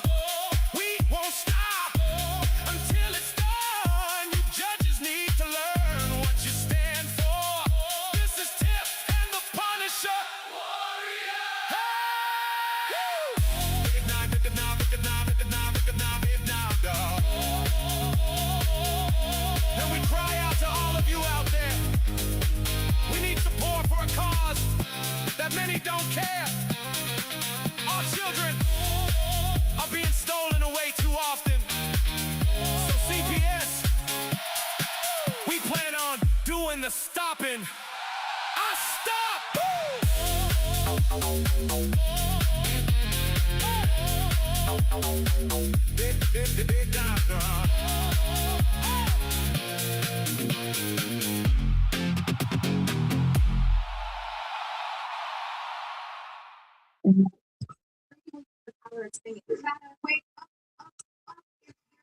Turn your mic on. What's up, Tiff? Oh, did you see that message I sent you? In the private chat or in the regular chat? In your messenger. My messenger. No, I have not. I will look at it right now. But yeah. I just want to let everybody know that we will we'll go back to playing that, guys, for you guys after this, after the Tiff and Punisher show. We'll, so I'm just going to tell you what was in my comments. All right, you tell me. From Ray Stagman. CPS saves kids from crazies like you. Wow.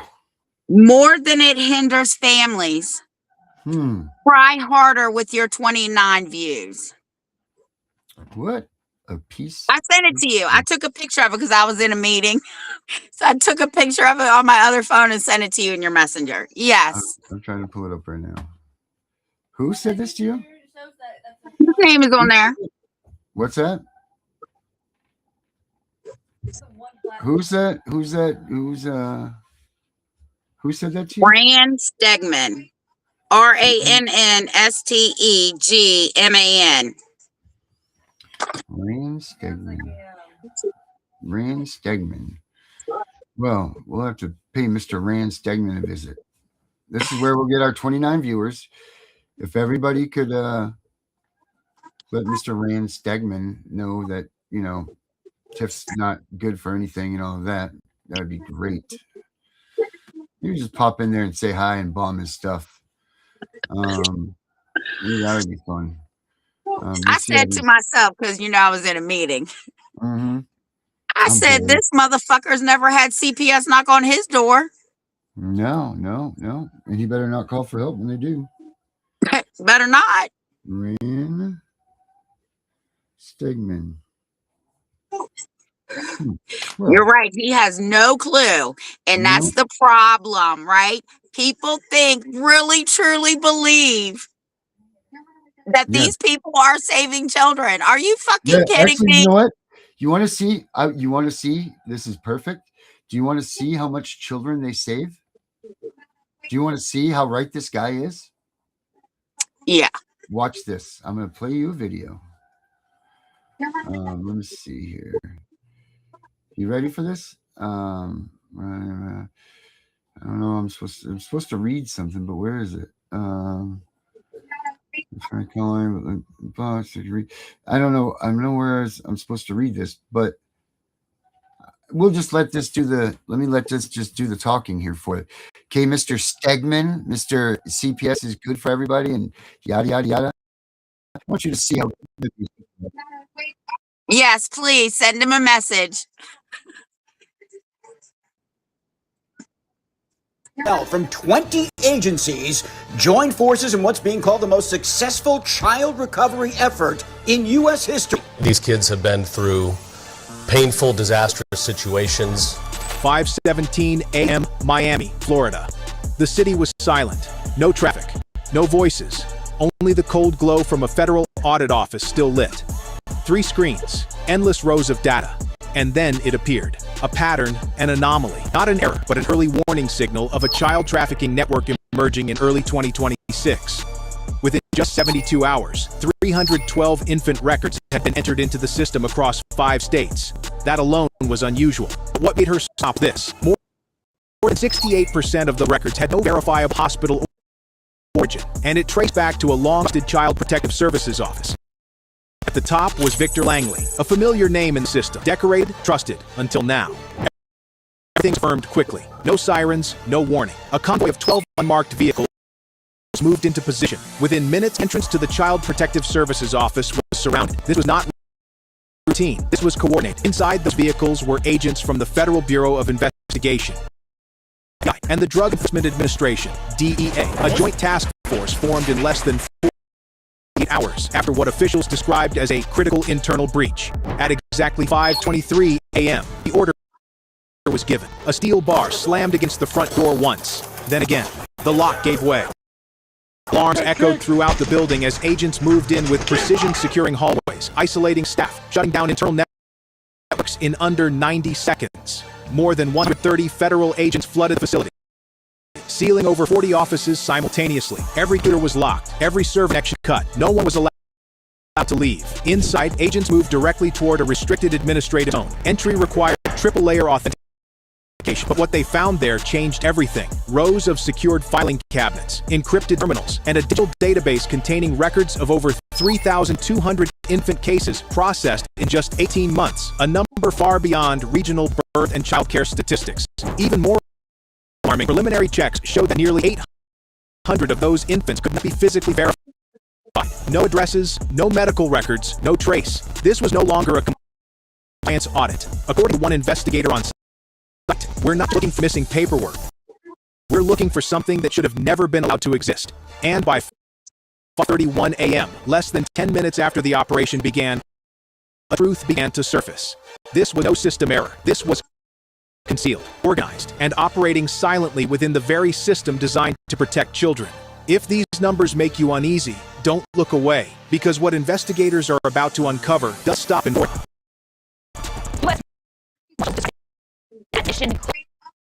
recently finding 122 missing and endangered children, mostly in Florida, during this 2-week operation. Some were facing abuse, others being trafficked, many being exploited on the streets of our community.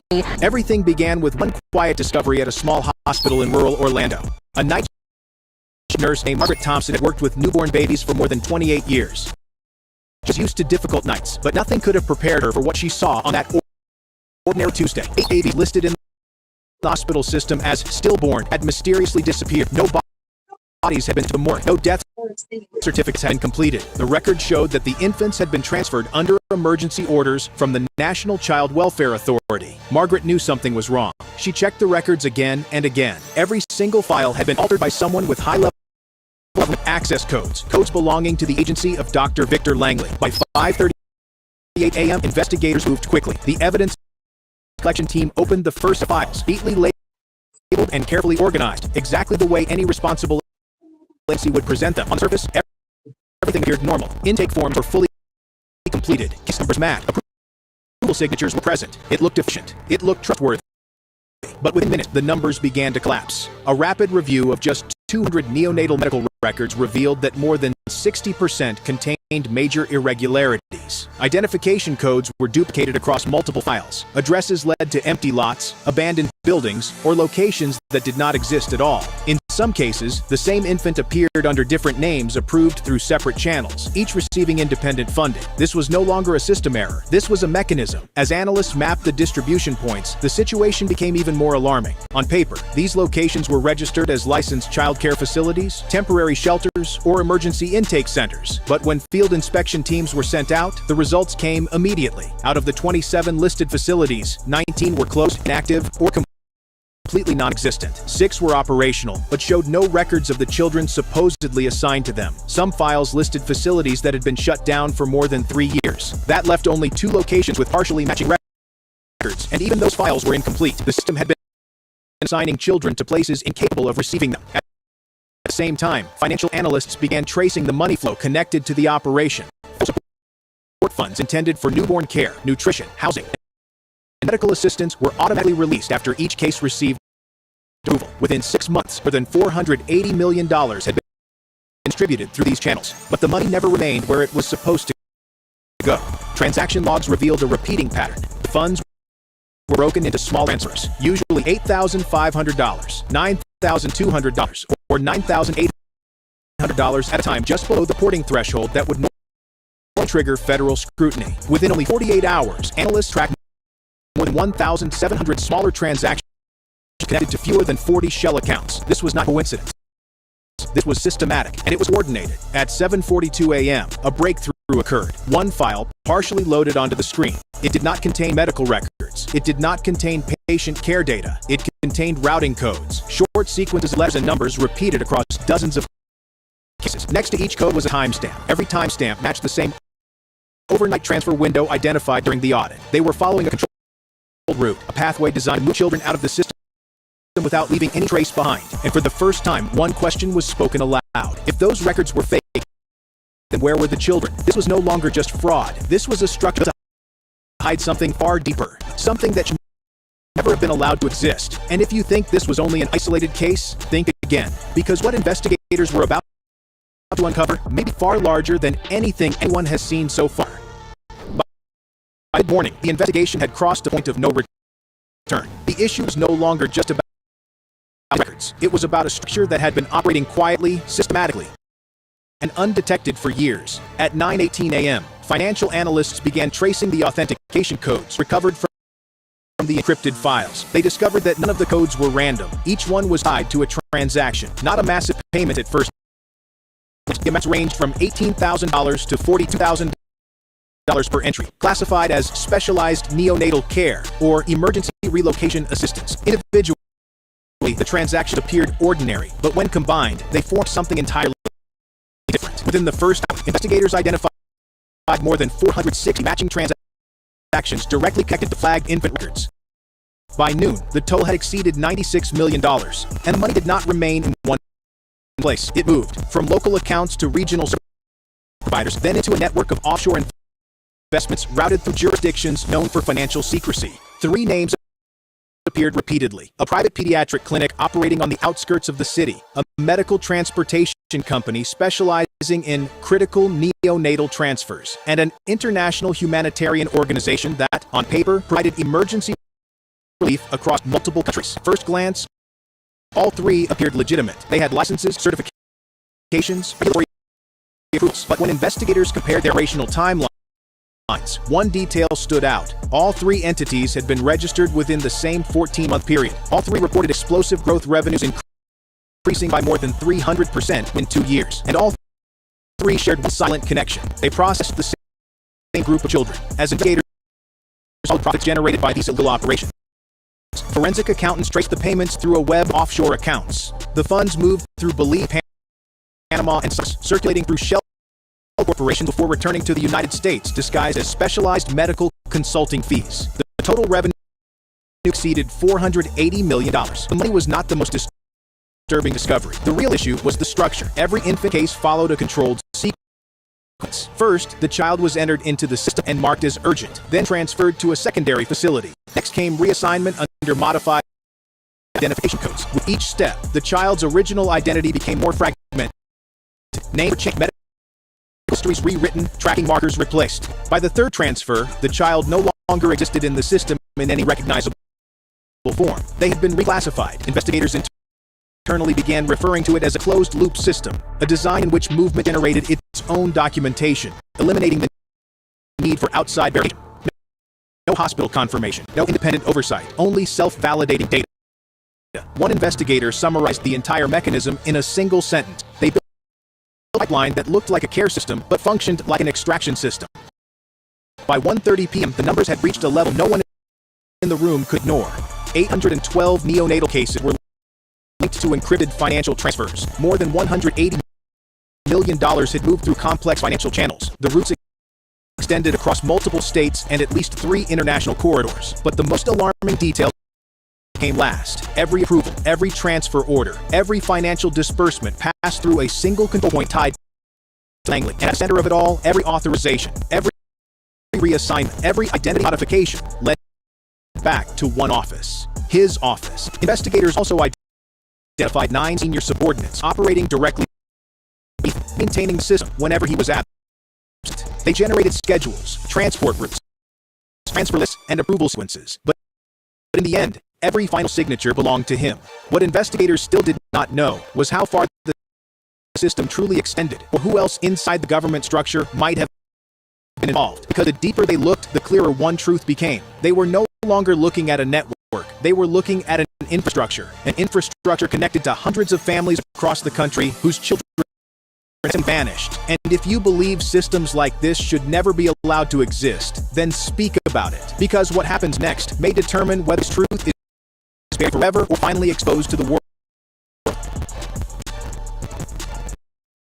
the end of the first week, the investigation had reached a point of no return. What had begun as a data irregularity had exposed a controlled infrastructure, one capable of erasing identities, redirecting records, and moving newborn through a self-validating system. There was only one path forward. At 2:42 p.m., Federal Command authorized a coordinated operation. 6 locations, 1 operational window, no warning. More than 900 federal agents from multiple task forces, supported by tactical units and forensic teams, moved simultaneously. Their targets were highly specific: the Central Administrative Headquarters, 3 affiliated medical facilities, and 2 off-site storage locations connected to the transportation network. The first breach took place at the agency's headquarters. Within minutes, the building was under full security control. Employees arriving for the afternoon shift were stopped at the entrance and instructed to stand aside. All network connections were frozen. More than 140 workstations were locked down and mirrored in real time. No files could be deleted. No remote access to the system was possible. Inside the building, investigators discovered an independent server system still running on a separate power supply. The data volume measured 7.2 terabytes, encrypted across multiple partitions. It was not connected to the agency's primary network. It was completely separate, isolated, controlled. While cybercrime teams began extraction procedures, tactical units moved toward the external sites. At a refrigerated warehouse located just outside the city perimeter, agents forced entry into a temperature-controlled storage facility. What they discovered inside immediately transformed the operation from an investigation into an emergency response. Behind rows of industrial refrigeration units, hidden inside insulated compartments, were 27 newborn infants. Some were severely dehydrated, some were unconscious. None had valid identification. Medical teams were called in immediately. Each infant was assigned a tracking code. No names, no birth certificates, no official records, only numbers. At another facility, investigators uncovered dozens of falsified medical records, surgical logs with no traceable hospital origin, and transport schedules listing destinations that did not exist on any registered map. But the most critical discovery came from the data recovered at the central headquarters. At 4:18 p.m., after the first encryption layer was broken, analysts began to see the structure behind the system. It was not simply a list. It was a registry. More than 800 infant records, each unique identifier. Every file was connected to a sequence of transfers, medical procedures, and coded final outcomes. The timestamps were precise. Documentation was complete. The system had recorded everything. Within just 30 days, more than $94 million had moved through these channels, and every record carried the authentication chain, the same approval system, the same source, the director. At 5:06 p.m., he was arrested. He did not resist. He said nothing. He did not need to, because by that point, the system had already begun exposing its true nature, and what investigators were about to uncover would make one fact impossible to ignore. He had never operated alone. The 9 senior figures working directly beneath him were also taken into federal custody for further interrogation. One investigator later summarized the discovery in a single sentence. This was not a standalone money transfer operation. It was an integrated financial ecosystem designed to sustain itself. By then, the scale of what investigators were facing had become impossible to deny. The issue was no longer about one compromised agency. It was about a network that had embedded itself inside legitimate systems, used them, expanded through them, and remained invisible because it looked like normal operation. And for the agents still standing inside that building, one realization became absolutely clear. They were not uncovering the network from the outside. They were standing inside it. By the time the director was taken into custody, the investigation had already grown far beyond him. At first, federal agents believed they were dealing with a centralized operation, but the deeper they looked, the more complex the structure became. The isolated server revealed a layered network with backup access points, overlapping authority levels, and independent nodes capable of operating without direct supervision. The system had been designed to survive disruption. Within 36 hours of the raid, federal analysts identified at least 31 individuals with security clearance levels high enough to authorize or conceal infant transfers. Among them were senior administrators, licensed medical specialists, and compliance officers, the very people responsible for protecting the system that they had secretly corrupted. By the end of the second week, 43 individuals had either been formally charged or placed under active federal investigation. But the greater shock came from the financial structure. The offshore payment channels traced through Belize, Panama, and Cyprus were linked to a massive web of shell entities billing for advanced neonatal services and specialized biological transport. None of those services could be verified.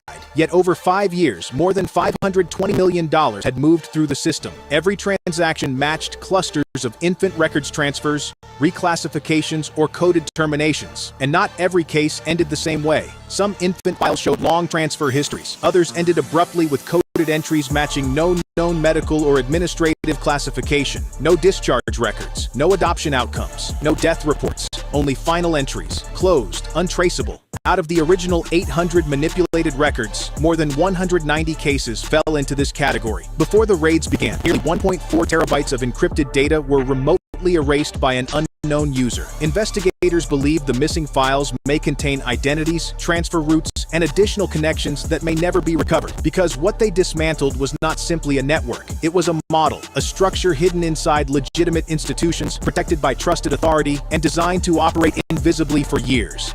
And the question that still haunts investigators is simple. If one system like this existed, how many more are still out there?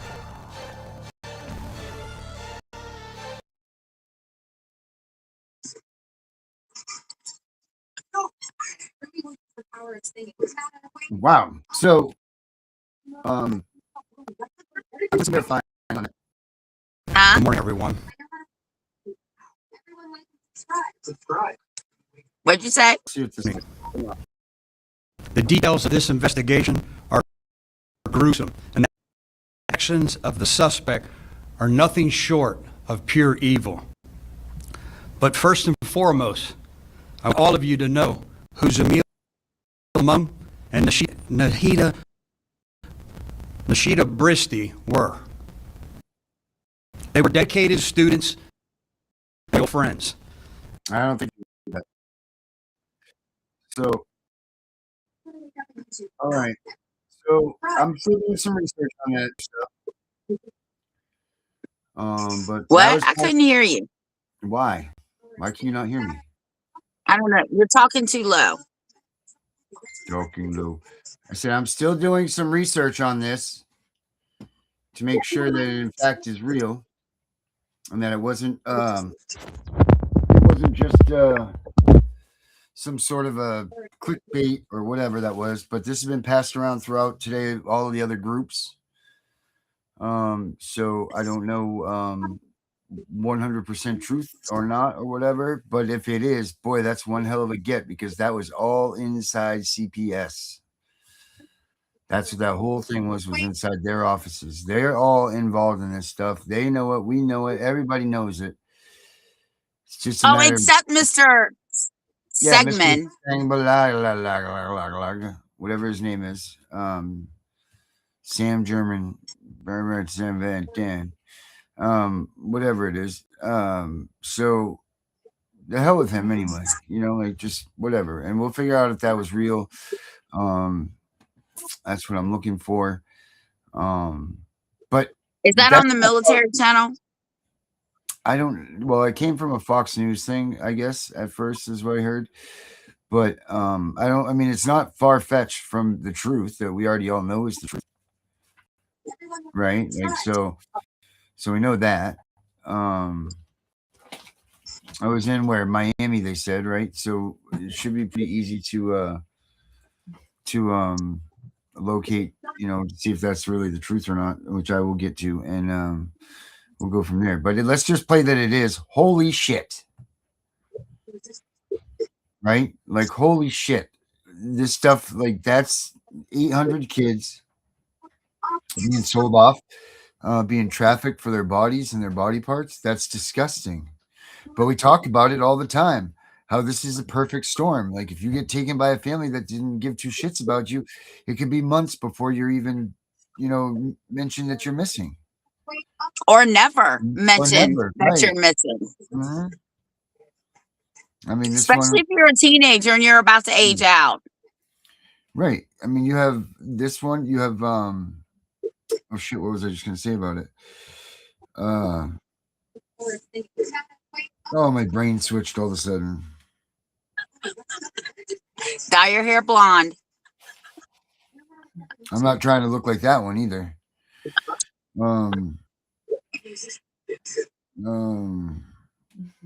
Damn it, what was I gonna say to you? You have this one so it's 800 kids that were gradually taken from custody and put into this place. 190 plus are they don't even know where they are. Well, that's what we say. It's the perfect storm, like, so if they take these kids, no one reports them, they don't get reported. Just like this, they were saying that in the hospital they were being reported as stillborn. Yeah. So these families were leaving thinking that their children had passed away, and they hadn't, and they're just bringing them right into the, their little CPS headquarters, and under the guidelines of, whatever, here they are, and they're off to being trafficked or whatever, like the best, the worst of the stuff, And just think about all the people that were involved. Say you had a doctor, right? Uh-huh. I know there were nurses involved. They had a transport company. Yeah. They had all kinds of shit going on. So how deep did it really go? How deep does it really go? It goes beyond Earth. Yeah. I mean, who has the money? Who has the money, Tiff, right? Who has the money to pay for this and to do these type of things? Well, $500 billion, they was making a hell of a killing. That's why they want us to shut up. That's right. That's shut your mouth money. I mean, but I'm glad that nurse came forward, because the nurse actually turned them in. That's really good. That's good that we have people out there like that, because there's a lot of people that just stuff their pockets with those greenbacks and never say a thing. Yeah. You know? So there is still Right. good in this world. That is just one region in one state. Yeah, I can't even imagine if they did this on other states. I really believe that they do it more on the coastal part of the United States, like Right. along the coast, because they can just put these kids on ships and roll them out of here. Right. Yeah. Yeah. Yes, they do. Unbelievable. I just couldn't even, I got even no words for it. If in fact this is real. I read it started in Miami, right? They said the investigation started. I think that it was in Florida. I can tell you Right. that. So let's take a look here. Let's take a peek here, because I don't want to go on any further with this. Is like got my And jaw that dropped. didn't just happen today. If it's on the military channel, it happened a while ago. Happened yesterday. No, they even said it was like a 2 month or an investigation, right? They said it was it said it was like a month or 2 months or something like that. Miami, Florida, Your mom just found it actually. CPS office raided. They didn't raid the CPS office. They raided the doctor's office. I thought that they right here, FBI and DEA raid CPS director's office right here for organ trafficking. Oh, well, there you go. My bad. Yeah, as of May 7th, 2026.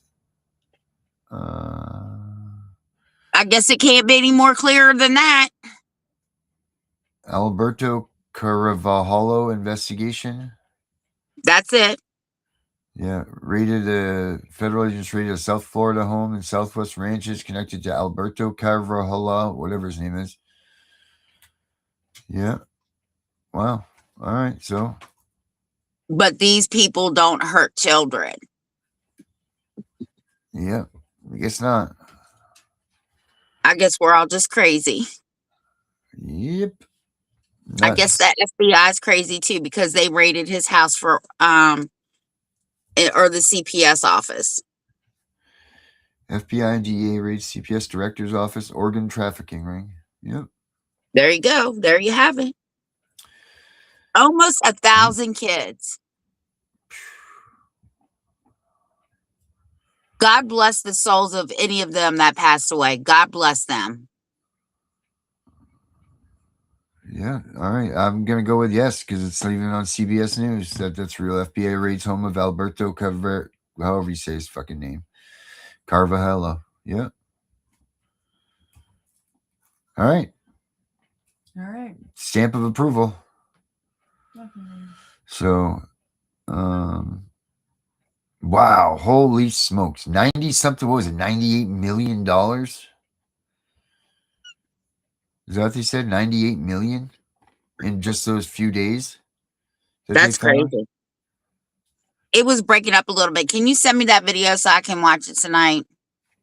Well, I don't think you want to watch that for bedtime. Well, no, you're right. I'll watch it tomorrow. Right. Yeah. No, Erica, I've been in meetings most of the day. Yeah. It's been exhausted. My brain is so mentally drained right now. She had her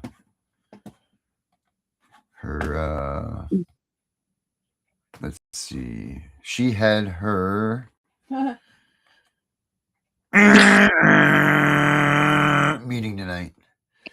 So I did. Yep. Did you guys have anything about CPS tonight? Did you guys talk CPS at all? No. No CPS? No. I can't believe right under people's noses that this stuff is going on. Well, I do believe it because we know that it's happening, but it's a matter of sniffing these people out. You know, and the fact is that there's people. Okay, cool. Thanks, Brian. There's people out there that know this information that don't tell anybody. They just hold on to it, and then they wait until they're going to get in trouble for something, and they're like, oh, hey, I'm going to tell now. Really? You had this information all this time, and you could have saved how many kids? But because now you're mad because they did you wrong, you're going to tell? Come on, man. They need to be charged with accessory after the fact or withholding information. They need to be charged. Right. Interfering in parental affairs, everything. write down the damn book of it. It's crazy. Wow. I'll break down for my cases and what I was saying. And God bless the families that these kids were taken from, because I can only imagine. Well, their they pain. probably didn't even know, right? They don't even know that they're. Well, I'm sure babies, right? They're gonna find out that they're theirs or something, right? Right, that the 600 that they can identify, Mhm. or I can imagine that they're going to be taken home. I would hope that's where they take them. Yeah. Whew, man, that just takes you. And then to think that this idiot online is sitting there bashing you, saying that you don't know shit and this stuff doesn't really happen and yada, yada, yada. And I'm crazy. Yeah. Yeah. Tiff's crazy If asylum. people, Come on. right. If people only knew 25 years ago, oh yeah, I was crazy. You fuck around with me and you will find out. I mean, I've calmed down a lot. I haven't been to prison in 35 years, so I know I've calmed down. Yep. I was wearing a cap and gown and she was wearing an orange outfit. Sure was. Yep. As a matter of fact.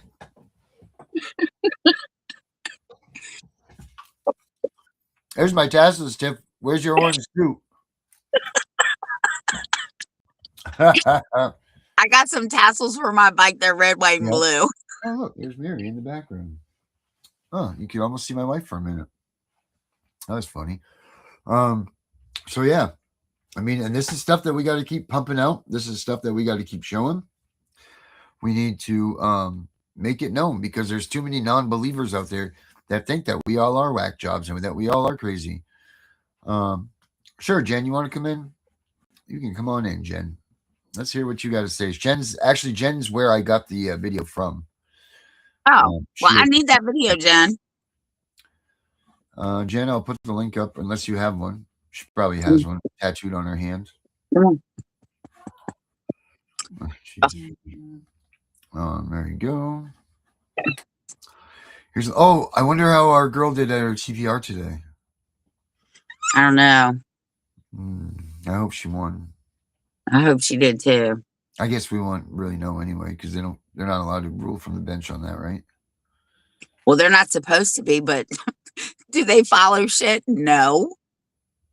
Right. Yeah, true. Good story. Erica, you got child support court and CPS court as well. Wow. Prayers out for you, that's for sure. My other son is here. He's like, "Where you been all day, mommy?" Hey, right. Well, it's like all over me. Oh, that's so nice, though. Isn't it so nice when they're happy to see you and everything? Yeah, but he's messing with stuff. He turned my printer on, then he's staring at it because it made a noise. I mean, All right, here comes Miss Jen Brabson in the building, people. Miss Jen. Hi. Well, that's a hell of a video.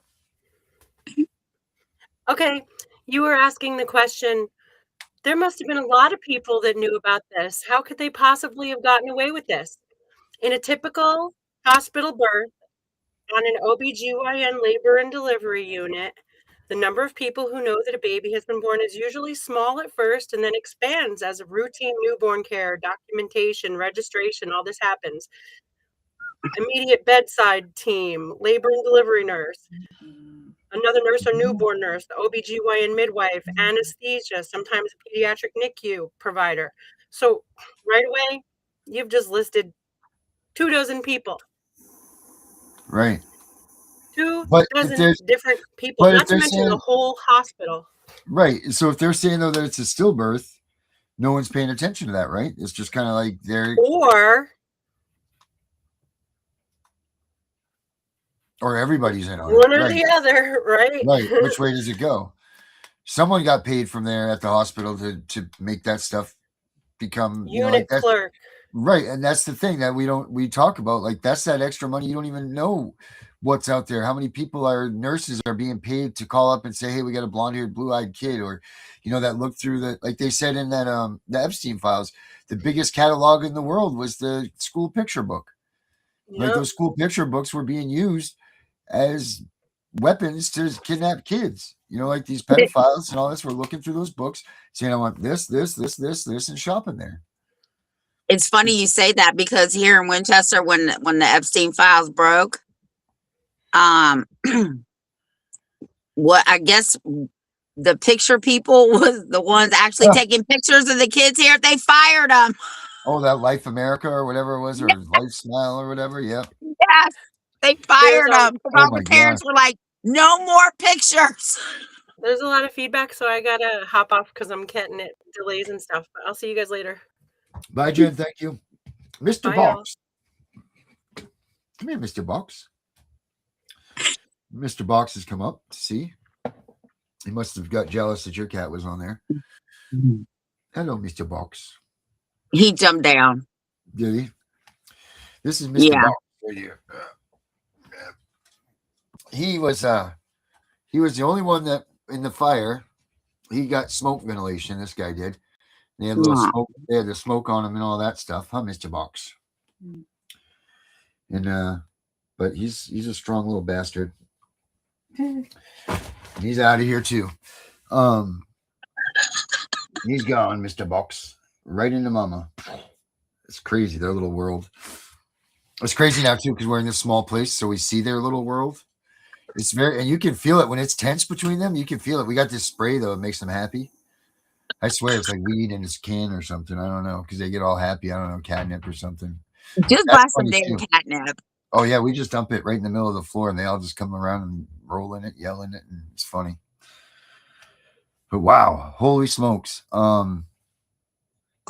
That was So just I definitely want to finish his video because I am going to watch that tomorrow. Because I was going to try and watch it and listen to my meeting, but I knew I was going to get wrapped up in that and forget if they don't. Then I would only heard my name and I wouldn't have heard what they asked me. So it's best that I didn't watch it. It is 2 hours long, so that's fine. We'll I'll watch it tomorrow. Yeah, we'll continue it once we're done. I'll send you a link. But guys, too, honestly, if you do sit here and you watch it on our channel, if you guys could go to his page and, you know, like donate $1 or something, there's only $6. But I don't want to take away from their, you know, making money from the show and everything. So if you guys could just go there and donate some money to them, that would be really cool. I'm sure that they want more sharing than anything, but I just don't want to take away from him and his work and, you know, what he's done. So please, guys. Why don't we try to get him on the show? I have tried to get a hold of Jerry Reed. Since he mentioned us that night on one of his rants talking about the CPS Punisher app that we have. I'm gonna try and find him right now. Which I've also, the guy's name that did the show is Mel. I don't want to go and look on the channel because I don't want to lose where we were in the movie. Mel. You need to get in touch with him too. Yeah, well, he's the one that did it. And like, we need to see if he'll do so with us. Mel Carmine is the director's name. You hear me? What did you say? I said we need to see if he'll do a documentary with us. Yeah, I'm sure he won't, but we can ask him. Like I said, I've tried to get hold of Jerry Reed. The other day, I got a message on my phone, and it was like, Jerry Reed sent you a message. I was so freaking excited. Then I realized it was a damn regular message for everybody. And he just I just sent it to him right now, and he's active, so we'll see what happens. Yes. Oh, on the good news about Danielle is she got they where her family was trying to stop her from being involved with Alex and the search and everything. She went to court today, and they lifted up every damn restriction on her, gave her guardianship stuff and everything. Yeah, she sent me a whole message. I sent back all these freaking hearts, man. I'm so happy. Yeah, so now we just got to find her son. Right. So that's really cool. You know, like, so there's another hope thing right there for all of you. You know, like if you're all down and out and feeling like she got given all of these rights back that she wasn't given before, that they had taken from her, and her family had stomped on her for and all that. And the judge is like, nope, you get this stuff. No one's going to tell you nothing. So good for you, D. And we're all still praying for you, and we're all praying for Alex. Alex, if you're watching this, make sure you call your mom. If anything, buddy, just call your mom, buddy. Hopefully he is listening and laughing and going, ha, ha, ha, and he calls his mom tonight. I hope so. I hope so too. But, yeah, so that's pretty much it. Brian, Brian, our friend from RFIN, the one that does the Christmas and all that, he's got an album. His album's up on YouTube.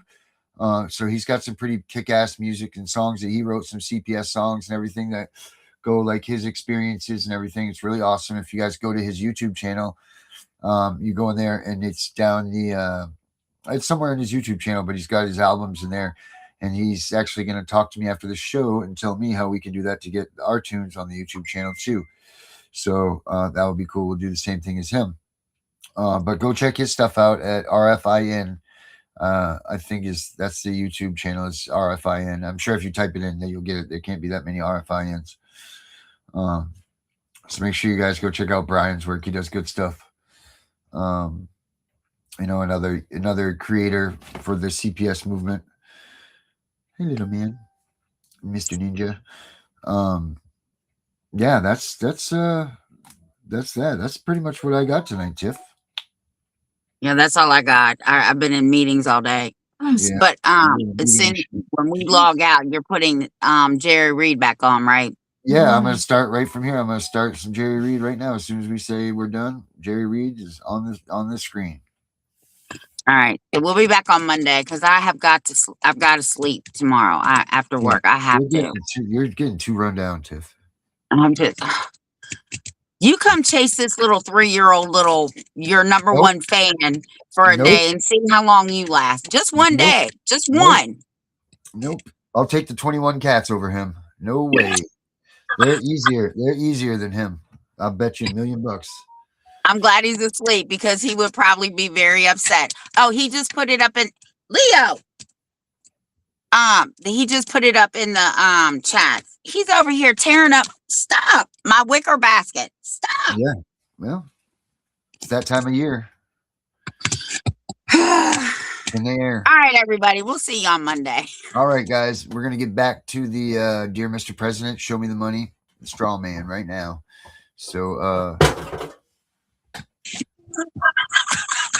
Leah's a bad influence. Jesus almighty. You guys can't hang out anymore. Good Lord. All right, everybody. Have a good night. We're back to have a good weekend and happy Mother's Day. I know it's going to be a hard weekend for you guys, but happy Mother's Day. Oh, and Brian put it up right there. RFIRN 8802. So make sure you guys check out his stuff. It's good stuff. It's really good stuff. So check him out. Brian Lee, RFIRN 8802. All right, guys. Have a good weekend. Keep CPS out of your house. We're going to get back to the show me the money. Mr. Strawman, dear Mr. President.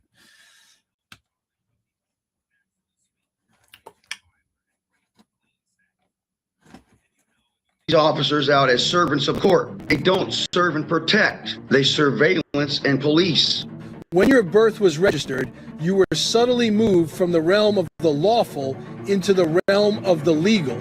From being a free living person to being a managed citizen represented on paper by your straw man. Every time you sign your name in capital letters, every time you fill out official documents or pay a government fine, you are unknowingly acting on behalf of that straw man. You are engaging in a contract, an invisible agreement between your living self and your legal fiction. This is why some people say your name is your bond, because quite literally, your name, one that exists on paper, represents a tradable entity in the grand system of global commerce. And while it may sound like fantasy or fiction, think about this. How can a government issue debts in your name, collect taxes, or issue fines before you even understand the concept of money or responsibility? How can a corporation or a court treat your name as an asset, a property, or a case file? It's because those obligations are being assigned not to you, the living soul, but to your straw man, the artificial legal persona that stands in your place. Understanding this hidden truth marks the beginning of a personal awakening. My It's God. not about rebellion or conspiracy, it's about awareness. The more you understand the difference between your living self and your legal identity, the more control you regain over your own life. Because only through knowledge can you begin to separate yourself from the contracts and presumptions that were made on your behalf long ago. Let me take you back to a night most history books pretend never happened. March 9, 1933, the White House is dark except for one lamp. Franklin Delano Roosevelt sits alone, pen trembling over a document that will damn 150 million souls before the sun rises. House Joint Resolution 192, Public Law 73-10, the Emergency Banking Relief Act. He signs it, and with one stroke, the Republic dies. Gold is confiscated. Executive Order 6102 makes it illegal for you to own the only money God ever created. Fort Knox is emptied into private vaults in London and Zurich. The dollar is severed from reality. And the United States of America quietly incorporates itself as a for-profit, privately owned corporation. You think I'm exaggerating? Open Title 28 of the United States Code, Section 3002, Paragraph 15. Read it out loud in a mirror at 3 a.m. so the walls can hear. The United States is a federal corporation, not was, is, present tense, registered in Delaware like Walmart or Disney. Stock symbol, USA, INC. They needed collateral for the bankruptcy they just declared to the international bankers. Land was already triple mortgaged. Gold was gone. So they turned their eyes to the maternity wards. Your mother walks into a hospital thinking she's about to give life. She's actually walking into a shipping port. The doctor isn't a healer, he's a dock master. Doctor is dock tender. Let's see the baby throughout history. Came out of the water, was tugged through the birth canal, was docked at the dock by the dock tender, where a bill of lading was filled out and received on the cargo. Where its soul was taken, its soul plates, the footprints of the baby. The placenta was taken. They took the baby's soul and then they sent it out with a tug and is presumed dead and lost at sea until it should return and claim its minor estate. The baby is a vessel, a ship. That's where the all caps name comes in. If you look at the names of ships, they're in all capital letters. No one disclosed the terms and conditions of the contract, yet you were handed a stack of papers to fill out, and you were only told, and this is right out of the nurse's manual, this is just to register your baby with the state to give it a name. And you fill out the paperwork, and you name your baby, and you sign as an informant. What is the legal definition of the word informant? Someone who gives someone else up to another, thereby giving the title and equity of your child to the state. This creates a doctrine called parens patriae. It's Latin for state as your parent. Through this doctrine, that's how they have control over you. And through your consent of being a citizen, a person, a resident. 3 things you never want to be. Throughout your life, all of your registrable property is held in trust as surety for the public debt. When you registered your car, you didn't just get plates. You surrendered legal title to the corporate state. The state holds the manufacturer's certificate of origin, the true title, and never gives it to you. You are now the usufructuary trustee. A fancy way of saying you have only the right of use according to regulations made by administrative agencies, such as the DMV. The road pirate they call a police officer is charged with enforcing compliance to administrative regulations and generating revenue from the misuse of trust property. The officer asks for a license and registration. He runs them. He's not checking if you're a safe driver. He's verifying that your Social Security trust account is attached to the vehicle. When he writes the ticket, he is creating a new debt instrument, a commercial lien against your trust. The court clerk takes that ticket and creates a court bond in the amount of the fine. That bond is bundled with thousands of others and sold on the market to institutional investors. Since 1933, debt has been currency. Your hardship literally prints their money. The birth certificate isn't a record of life. It's a warehouse receipt. That purple footprint pressed on the bottom, that's the bill of lading. The moment the ink dries, you are birthed as cargo under maritime admiralty law, delivered, not born.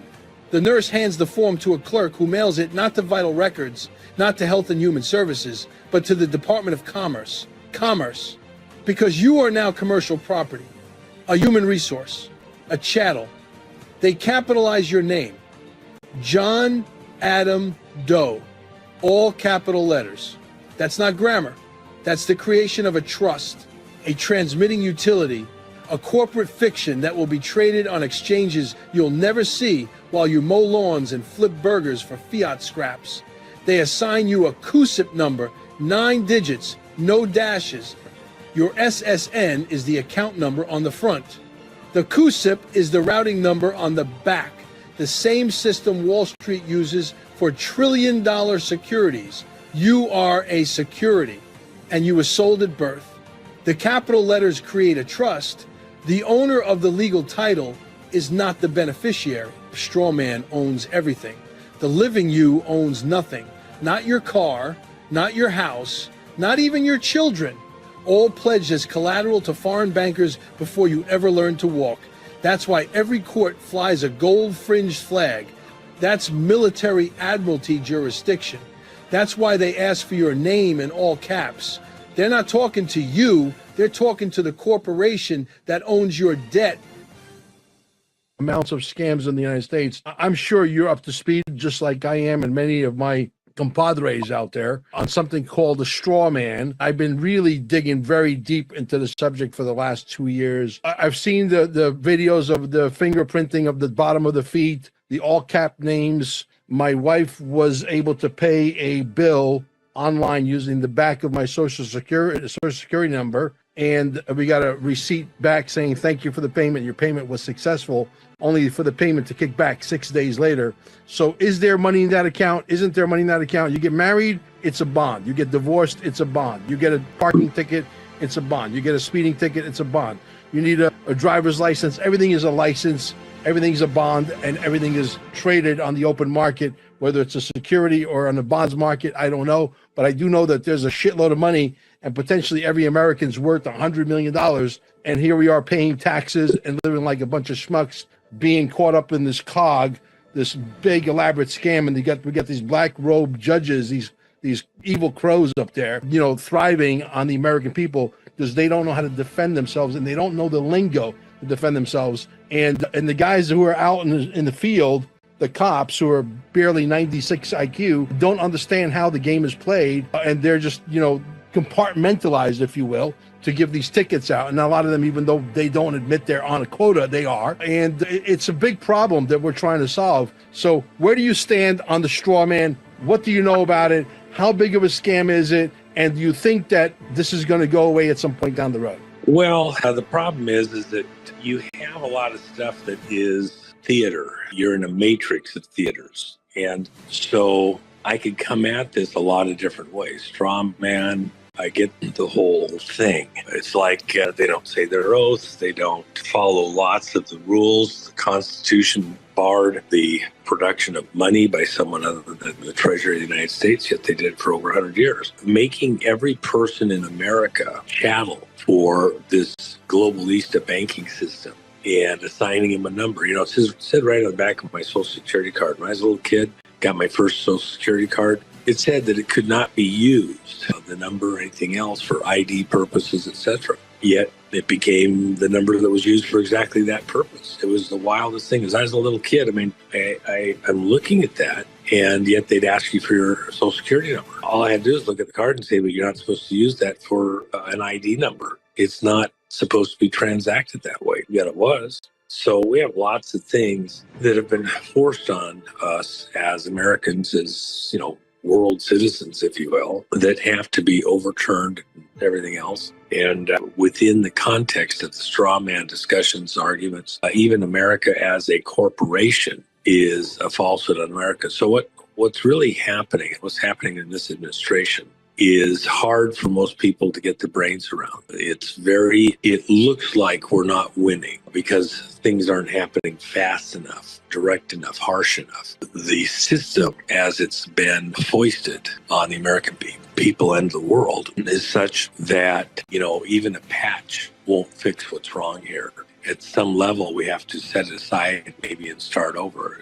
When you talk elections, you're not going to go in and fix the vote rolls. You just have to set them aside and start over. It's too convoluted, too messed up, too many people that aren't supposed to be there, blah, blah, blah. That's why an emergency, national security emergency has to be declared, because you can't fix it through the legislatures. You can't fix it through the states and the counties. Some level, you have to take control of it, soup to nuts, all through the whole thing for the elections. And in order to get a honest election to begin with, get a couple of them in place, you have to do it as a national emergency, stop everything, clear the decks, we're starting over. There is a vault beneath every Federal Reserve branch that does not appear on any public blueprint. No address, no GPS coordinates, only a 9-digit routing number that matches your QSIP. Inside are servers cooled to minus 40 degrees, humming the song of stolen lives. Each server rack holds millions of accounts. Each account holds one straw man. Each straw man holds one future. I was shown the feed by a man who no longer has a name. We met in a parking garage in Kansas City at 2:47 a.m. He handed me a tablet wrapped in copper mesh. 1 minute of screen time. That was all he dared. The numbers scrolled like green rain. Jane Elizabeth Smith, 031519992, balance $118,447,003.21, updating plus 47.12 every payroll cycle.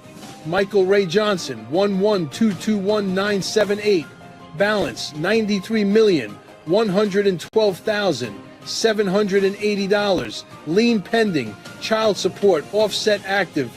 Sarah Grace Williams, newborn, 02152-025, balance $630,000 pre-sold to BlackRock Pension Fund.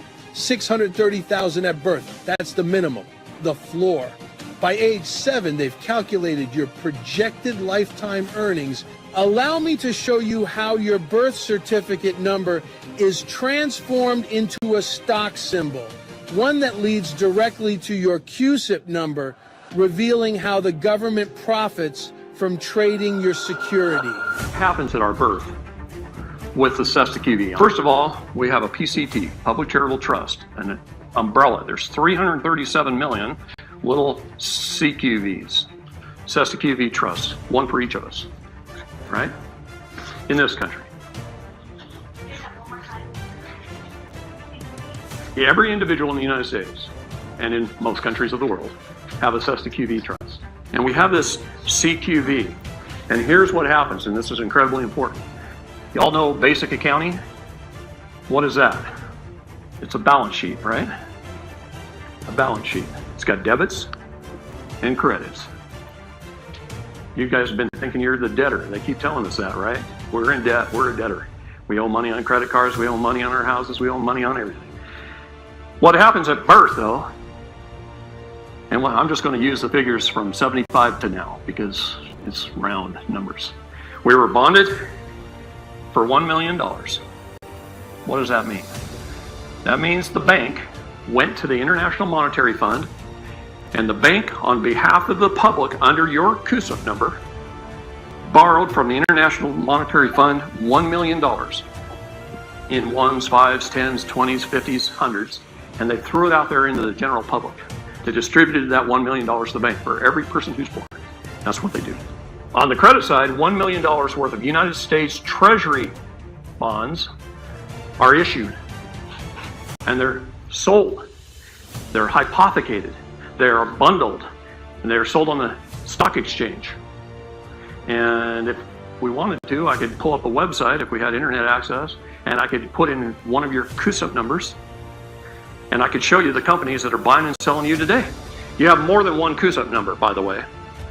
As we increase in value, I'll just put it that way, as we get better in our life, the more we join the military or get more college degrees, we get more and more CUSIP numbers. You are the credit. You are the creditor.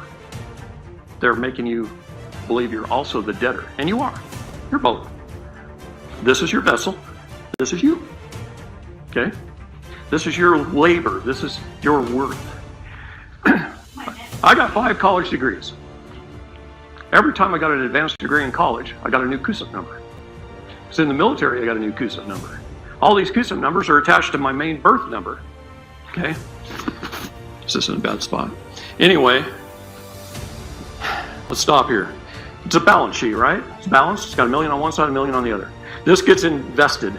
It keeps growing and growing and growing. And let's just say it grows to $100 million. And by the way, that figure is low.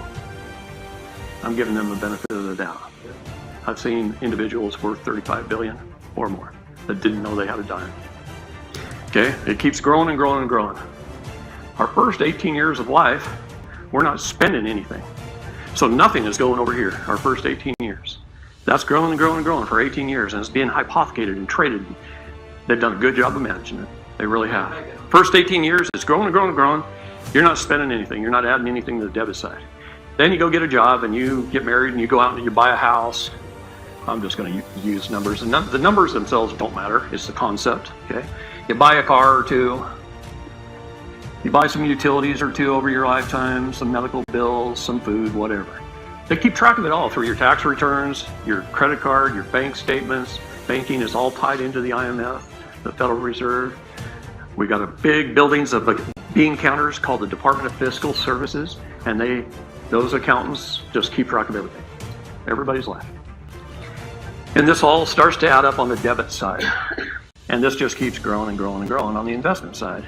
At some point in time, you die, and it goes through a probate. They take some of this, and let's just say over your lifetime you've spent, I'm going to round it up to $10 million. So they subtract $10 million out of your investment, and they pay off all this, and it becomes a zero balance. They even pay back the initial loan to the International Monetary Fund, plus interest. That was a loan from a foreign entity, by the way, to the Public Charitable Trust. And they pay it back. The balance is zero. Now this has, let's just say for this discussion, has $90 million left in it. What happens to it? The Cesta QV Trust lives on in perpetuity forever. Everyone who has ever died since 1933 is currently funding government. This money gets reinvested. They can't take this, but the balance must stay the same forever. But if it keeps earning, they just sweep it off the top, and it funds government. It's called off-book funds. In the states, it's GSA, and in the federal government, it's CQV. And it continues to fund government. Why do you think they don't care if they spend $3 trillion on foreign entities? It came out of your trusts. It's not part of taxes. In fact, if you took the entire federal budget, how much is derived from taxes and tariffs?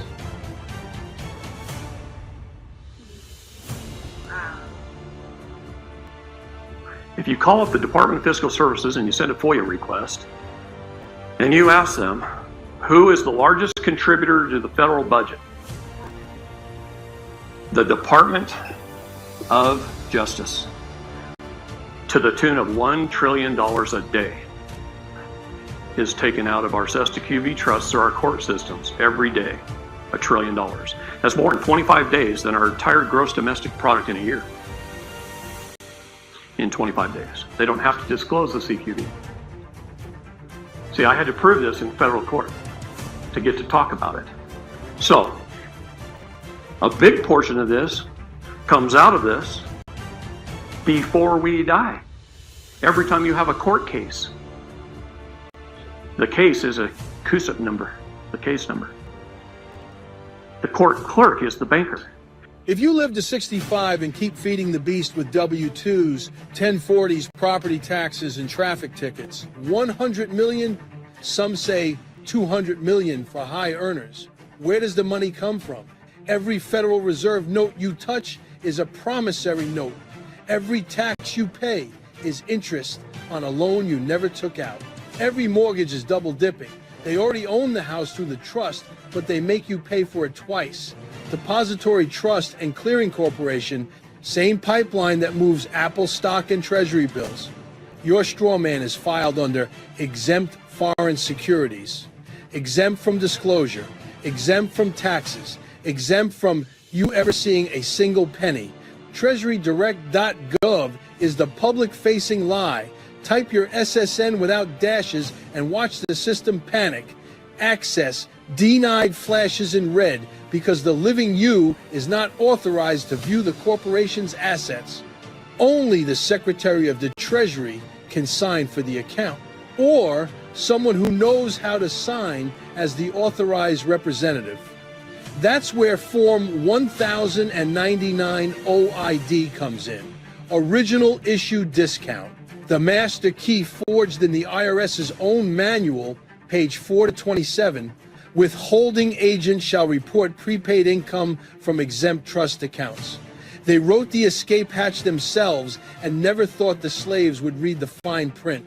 I watched a man in Arizona discharge a $400,000 hospital bill with one stamped piece of paper. I watched a woman in Georgia erase a 7-figure IRS lien in 11 days. I watched a truck driver in Texas mail back 32 traffic tickets with accepted for value in red ink and never hear from the court again. The frivolous return program is their panic button. $5,000 per filing to terrify you into silence. But the ones who keep filing, they vanish from the system entirely. No credit score, no tax ID, no trace, just freedom. The straw man isn't a conspiracy or a meme, it is the mechanism by which everything was inverted. Look at the language. Government literally means control of the mind, from the Latin governare, to control, mens the mind. Incorporation contains the word corpse. A corporation is a dead entity. A person is a mask. The capitis diminutio maxima, the loss of status.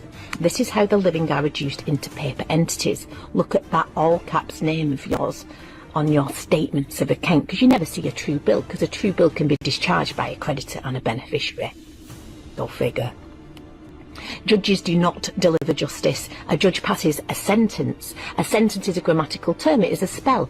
Jurisdiction itself tells you the trick. Juris means law. Diction means words. Law made of words, or legislation. Acts, statutes. An act is a great piece of theatre. A statue from the Greek statute. A dead, lifeless thing. And this is how they reduce the living to a dead entity on paper.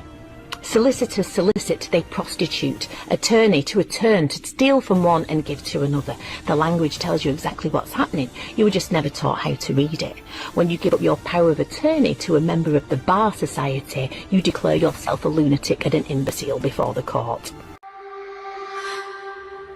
You might want to get the kids away from the television set at this point. A few 4-letter words will flow. We're done being polite or whispering and pretending this system isn't rotten to the fucking core. You watch people get chewed up, divorce after divorce, families shredded, lives traded like cattle, and you call this fucking normal? You call it law? You call it order? Folks, this is a fucking meat grinder with a suit and a badge. If half the people enforcing this ridiculous nonsense actually had the guts to step back and study what we've been studying for years, they wouldn't clock in tomorrow. They'd hand in their badge, walk away, and realize they were never protecting the public. They were protecting a machine designed to harvest compliance. From the moment you're born, you're branded. An all caps name, a paper construct, a legal fiction, and every courtroom drama you've ever witnessed, they're not coming after you. They're going after the corporate ghost they created, and most people are too damn asleep to know the difference. You are not the fiction. You are the man. You are the woman. Flesh, blood, breath created, not registered. And once you understand the language, once you understand how to stand in your proper capacity, the whole illusion falls apart, and the maze suddenly has exits doors. And I'm telling you right now, this bullshit stops when people stop playing dumb. The ridiculous part of it all is there are too many people out there that they're too stupid to recognize that they're too stupid. And you can't fix stupid, not even with duct tape. We're not asking you to riot. We're not asking you to burn anything the fuck down. We're asking you to wake the hell up and get educated, because ignorance is the cage. Fear is the lock. and compliance is the key you keep handing over. This country was never meant to be a scam. Somewhere along the way, predators hijacked the framework, rewrote the rules, and turned a republic into a plantation with better marketing. And now everyone's sprinting at Mach 10 on a hamster wheel, convinced that if they just run just a little harder, they'll finally grab the carrot. Wrong. 99% will never get that carrot. No chance in hell. Here's the truth nobody wants to say out loud. The game is fucking rigged. Donald Trump tried to warn us. The odds are microscopic. The system doesn't want you to win. It wants you tired, distracted, indebted, and obedient. And to distract you even further, they roll out the gladiator games at the Colosseum, just like the Roman Emperor times. You've been bled dry through endless taxation, alphabet agencies, and manufactured fear. And now people are shocked that AI and automation are here? Don't kid yourself. They didn't invent this yesterday. They rolled it out now because the timing benefits them, not you. Yes, and they even have the anti-gravitic flying cars, and they've had them for a long time. Now, let's be honest for a second. If you're a three-dimensional human being, who wouldn't want a Lamborghini or a LaFerrari sitting in their garage? Almost everybody. But what if the real flex isn't what's in your garage? It's what's above your house. What if you had the choice to step into an anti-gravitic machine that lifts you off the ground and takes you from Miami to Tokyo for sushi in under 10 minutes? Think about that.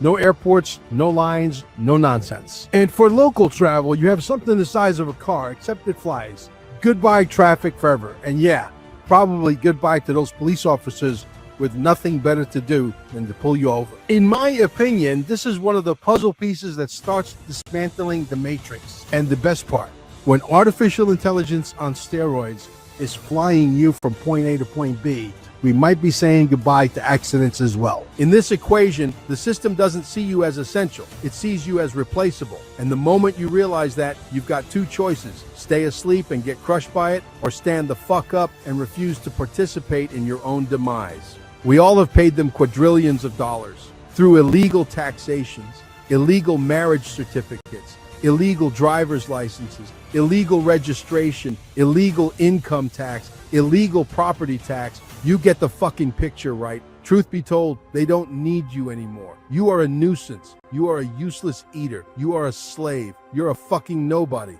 Are you starting to get the picture?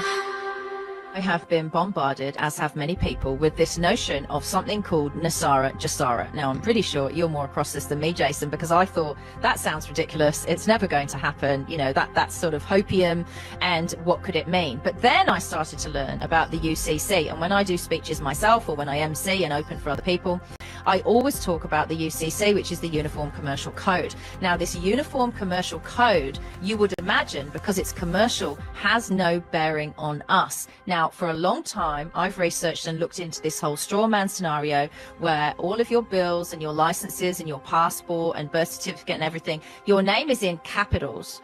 And there are political parties in Australia, independent freedom parties, who say if any of these corflutes have names in capitals, you shouldn't vote for them, because that's not us. Your birth name is in English. You know, if it was Nicola, it's a big N and then small letters. And these capitals represent commercial. Now, they have been trying to draw humanity into corporate law, commercial law, for a long time. I believe ruthlessly it's behind the trans agenda and all of this identifying as other things, because once you publicly declare and legally declare, you know, I identify as a bridge or a cat or a puppy, you're actually taking yourself out of man-woman status legally, and once you do that, you're seen differently by the court. So a legal precedent has been set by a guy in Texas yesterday. Right now, all of this UCC commercial code, look it up, do your own research, has been allowed to fraudulently use us, human beings, as secured collateral for a long time, probably at least since 2014. Now, they've been able to do this lawfully because there were legal precedents for it, and yesterday the legal precedent ended. So let me read to you what has happened. You can look it up in the press. The UCC has now defaulted to the UCC 1. This is the, I'm not over-exaggerating when I say, this is the biggest news humanity, human beings, have ever received since the birth of Christ. I'm not exaggerating when I say that. This is the end of slavery. Right, so basically the headline is mankind is free. A guy called Govinda Tidbal, I think he's of Indian heritage, but he's a Texan guy. So he says that there was a birth bond issue, and he was looking into it, and this is a straw man thing. So he was worried that it was a corruption lever, and as he looked into it, he realized it was. So it's the securitization of the living as a credit value on the dead. Sounds quite confusing. What does that mean? But it means that the living must pay for the dead. So cue the pandemic, right? The living are paying for the dead. So what it basically means is he has children, and once he'd learned all this information, his wife was pregnant and he was about to have a son. When the son was born, because he'd learnt all of this, he, in his birth plan that he gave to the hospital, part of the birth plan was that the family get to keep the cord and the placenta. This is going to sound crazy, but this is what's happened with this UCC1. Because he'd learned that the UCC, the Uniform Commercial Code, and courts in America had deemed the cord and the placenta, which at the time of birth are alive.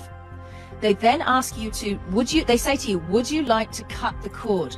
In the moment that you say yes and you cut the cord and the placenta become a deceased twin of the living baby. This is how dark and greedy these people are, and the banks and financial institutions are behind it. What they then do is enslave the living child as a secured creditor to pay the debts of the dead twin, which was never a twin. It was a placenta and a cord. Can you believe this stuff? Let me read on. on. So he said, your fraudulent birth certificate is a corporatization of you, the living, right? And apparently 100 years ago, there was a guy called Edward Mendel House, and this was the evil way to kill the spawn of people at the moment of birth. And then it goes into the umbilical cord and what I just explained. He said it's all about property ownership. He said if you own a piece of silver and keep it as a piece of silver, it holds its value. But if you mix it with gold, it's considered corrupted. So this is what they were trying to do with us. It's securities fraud. It's a fraudulent security. And he claimed in court, Govinda, that the biological property of his child is his in the birth plan. No consent was given. So then a fraudulent securities instrument was still created, even though he said that in his birth plan. They still considered his son's cord and placenta as a dead twin, right? So they went ahead and did that, even though that was in his birth plan. They really messed with the wrong guy, Jason, right? So they said that he contracted with them, but he didn't.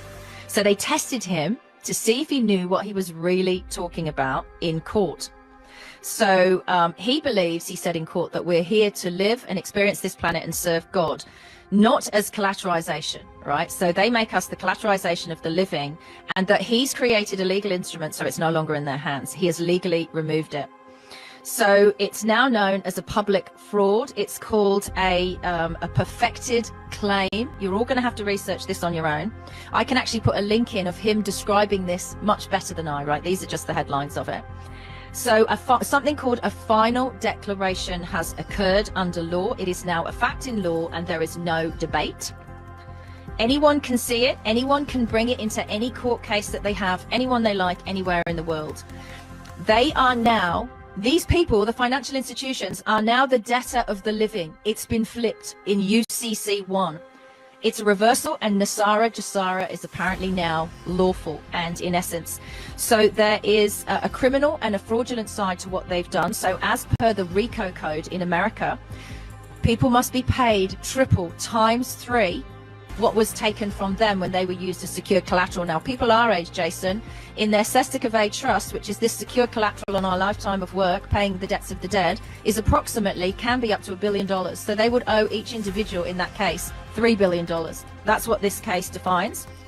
It's called a legal precedent under the US code and the UCC code. This is all factual. You're going to die when you see the clip.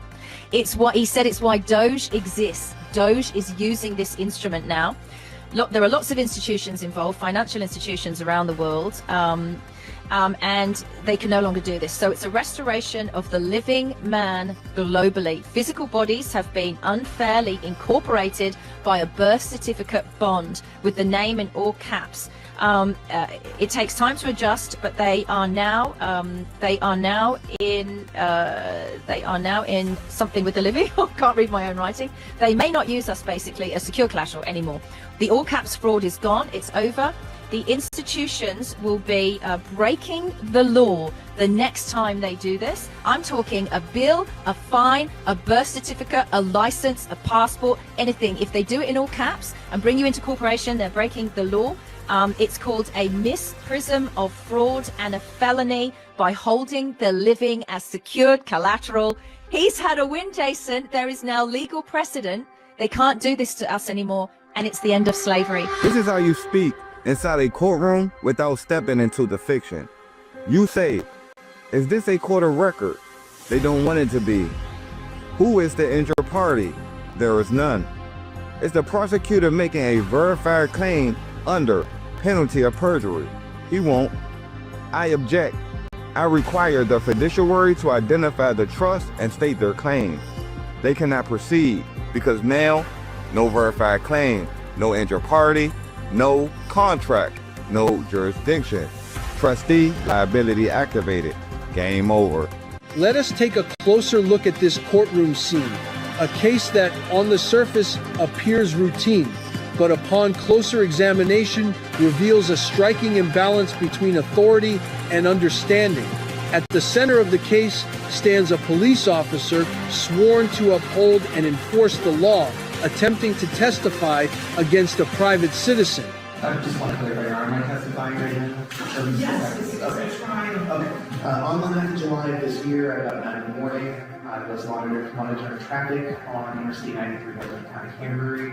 At this point, I do request the court judicial notice that Interstate 93 Northern Canterbury is a way. The officer speaks with confidence at first, relying heavily on the weight of the uniform and the assumption that authority alone will carry credibility. So what law or statute requires an unregistered vehicle to be inspected in the state of New Hampshire? I believe it's the 266 section 1, I'm not sure. 266-1, but you're not sure? He says he's not sure about that. So how is he supposed to enforce this registration and inspection law if he's not sure how it works? I didn't know that 266 section 5 does require the vehicle to be inspected, to be operated on the road. And does that require a registered or an unregistered vehicle to be inspected? I would have to consult with the statutes.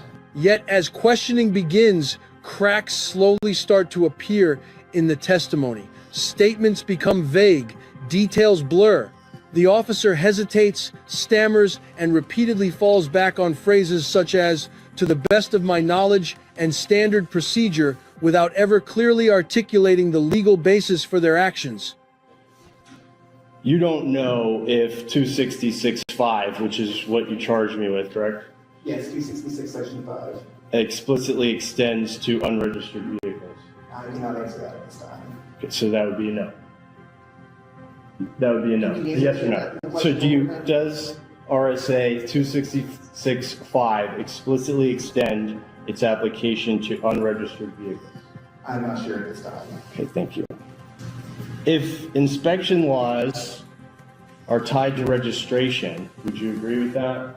I'm not sure. I have to consult with the statute. Okay. Across the courtroom, however, the citizen presents a stark contrast. This is not a person overwhelmed by the environment or intimidated by the badge.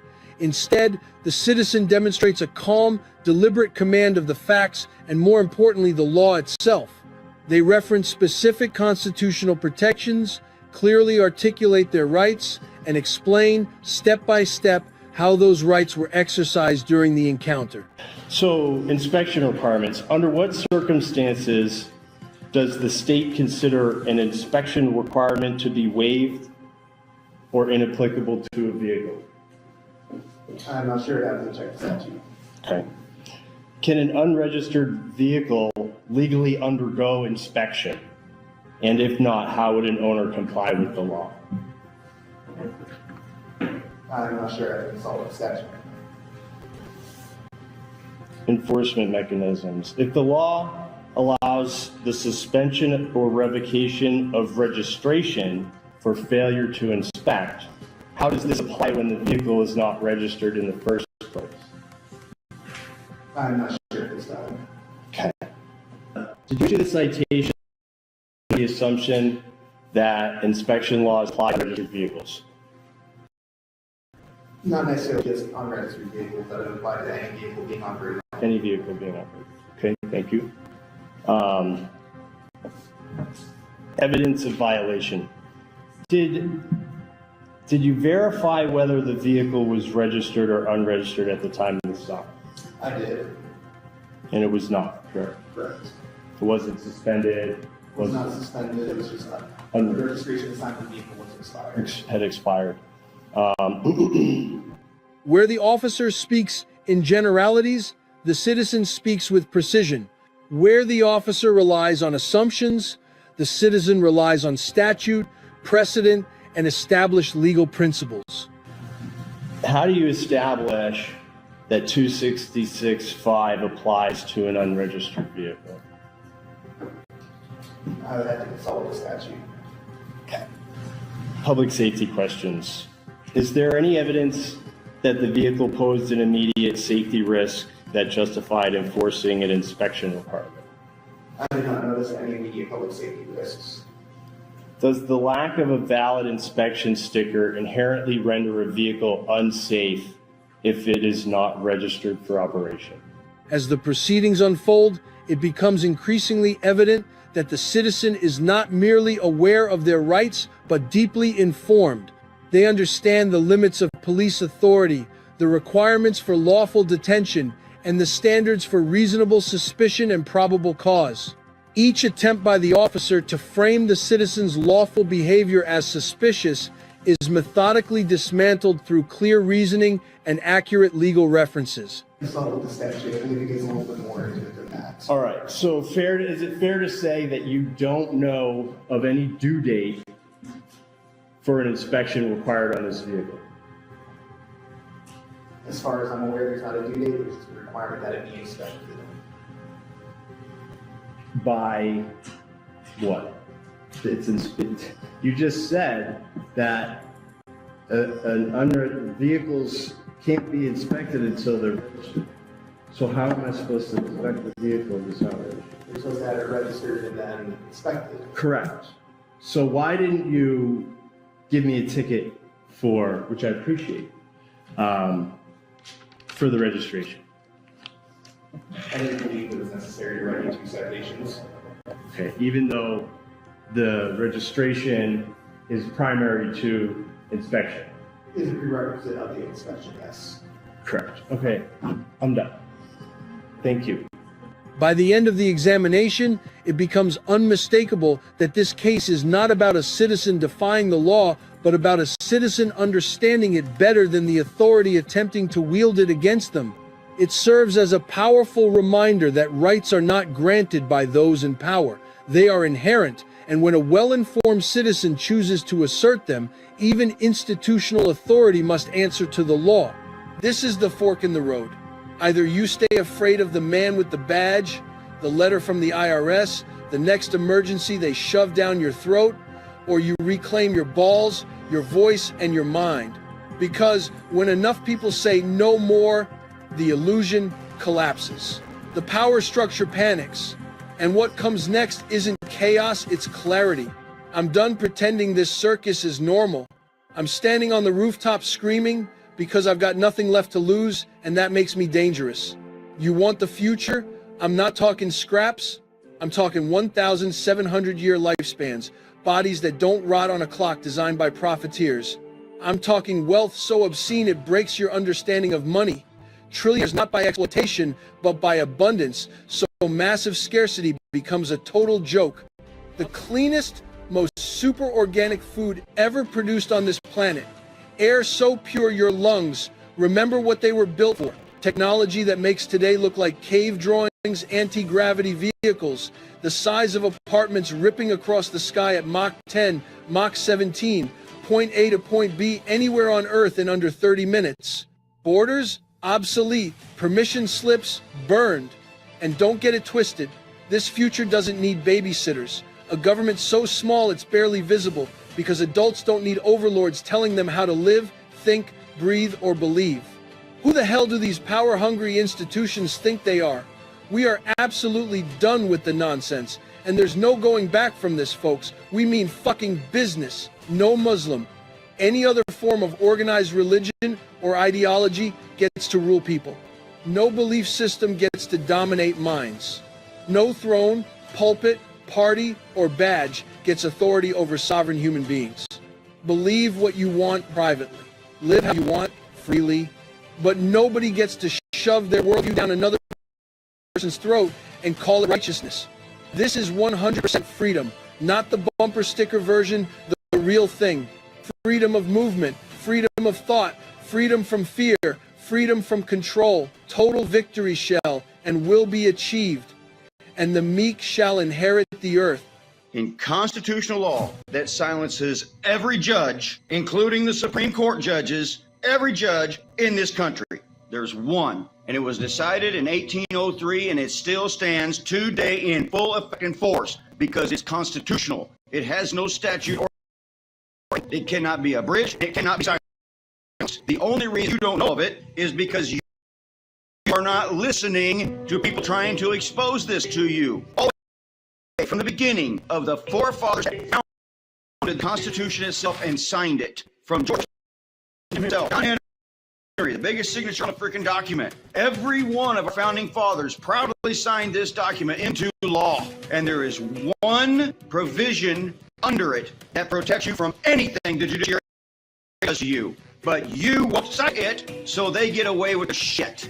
No state shall make a law unless it is in agreement to the law of the land, the Constitution. If it is not, it is repugnant to it and null and void. Period. It's the standing law of the land. You cite that, every judge will shut the fuck up. Period. Otherwise, it's treason, and it's ground for them to fucking hang by their fucking neck. Period. If they do not comply, you report it to the military JAG. And you tell the JAG this treasonous bastard is corrupt. It is your duty underneath the Declaration of Independence to do it. And the JAG will come in and grab him by his fucking black robe and take his ass to Gitmo. If he does this on public record, on the record, for all to see, court, which he calls his own court, and he can interpret the law? No, he cannot. Period. You invoke it, you enforce it.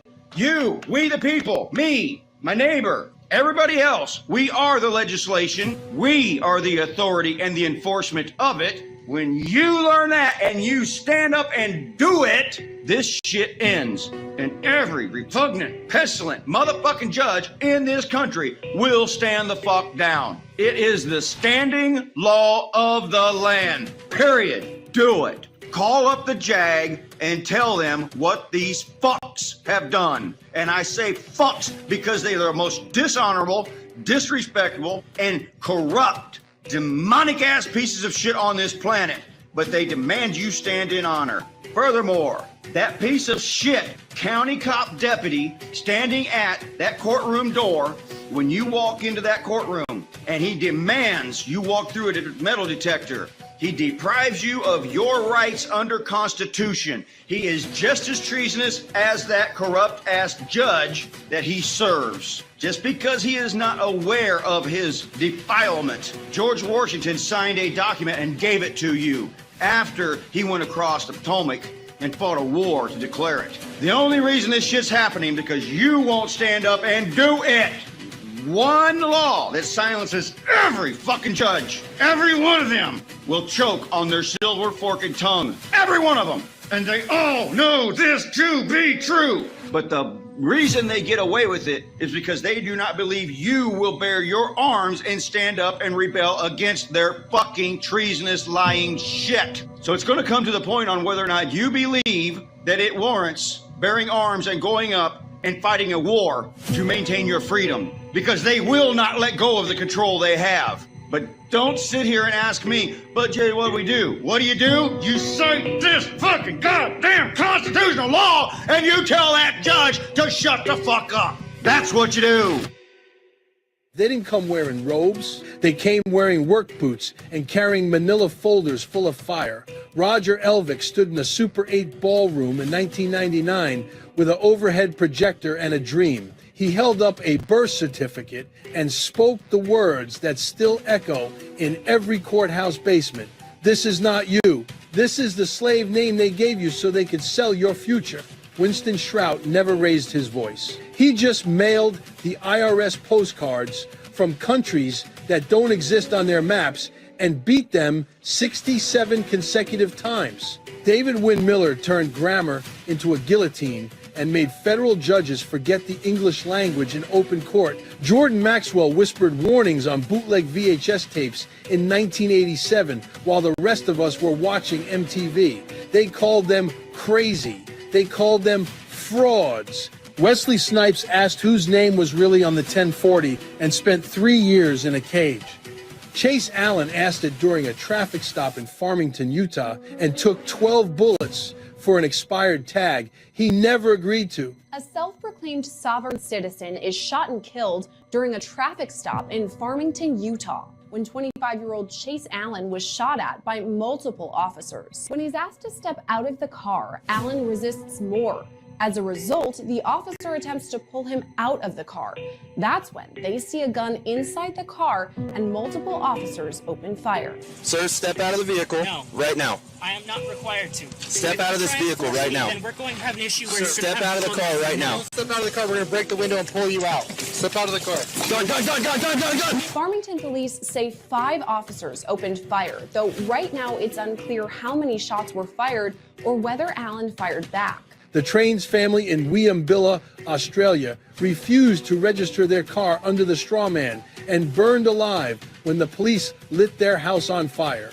Darren Wesley Huff drove to Tennessee to make a citizen's arrest on a corrupt judge and got 4 years for carrying a legal firearm. When the truth gets too loud, they don't send lawyers, they send body bags. You can't fix stupid, and they'll wake up on their own. People are just freaking dumb. The Bill of Rights, the amendments to the Constitution, they are a general overlay of what that clause means. Your right to bear arms. But down underneath, in the technical aspect of the common law, there's about 15 different chapters or sections underneath each one of those Bill of Rights. So your right to speech, your right to peacefully assemble, and all of that means so much more than you just read that letterhead. And they never tell you this stuff. These attorneys and judges never tell you this, because if they did, it would shut them down. Read your Constitution. Get a common law lawyer, not an attorney, a lawyer. And the law of this land is the Constitution of the United States. The states can enact its own laws, but only if it is in agreement and acceptance of the Constitution. Period. I have posted it over and over and over and over and over again. When is it going to sink in your heads? Get it yet? I don't know what to do about stupid, because you can't fix stupid. It'll either wake up or you can just tolerate it, because they're just stupid. But the very contract that judge said he had jurisdiction to put asunder, he cannot, because the wording in the contract does not give him the power. Actually, it forbids the power for him to do that, and he does not have the jurisdiction. Therefore, he acted in jurisdiction outside his office and his ability, and therefore he has forfeited his chair, and the goddamn military needs to come grab his ass, yank his ass to ghetto, and hang his fucking treasonous ass. Do you hear that? Yeah! Fuck! You goofy, stupid motherfuckers! Let no man put sunder means no one, whether it be a man like me or whether it be a woo man. A judge, being a man or a woman, is irrelevant, because he's exercising the adjudicated powers under the state, which is acting as a person of corporate entity, which is considered a straw man. Let no man put asunder, and he cannot fucking do it! Fuck! Every deleted video, every shadow ban, every community guidelines strike, every $5,000 frivolous fine, every FBI memo that labels you a paper terrorist for filing a UCC one, that's not enforcement. That's a containment protocol.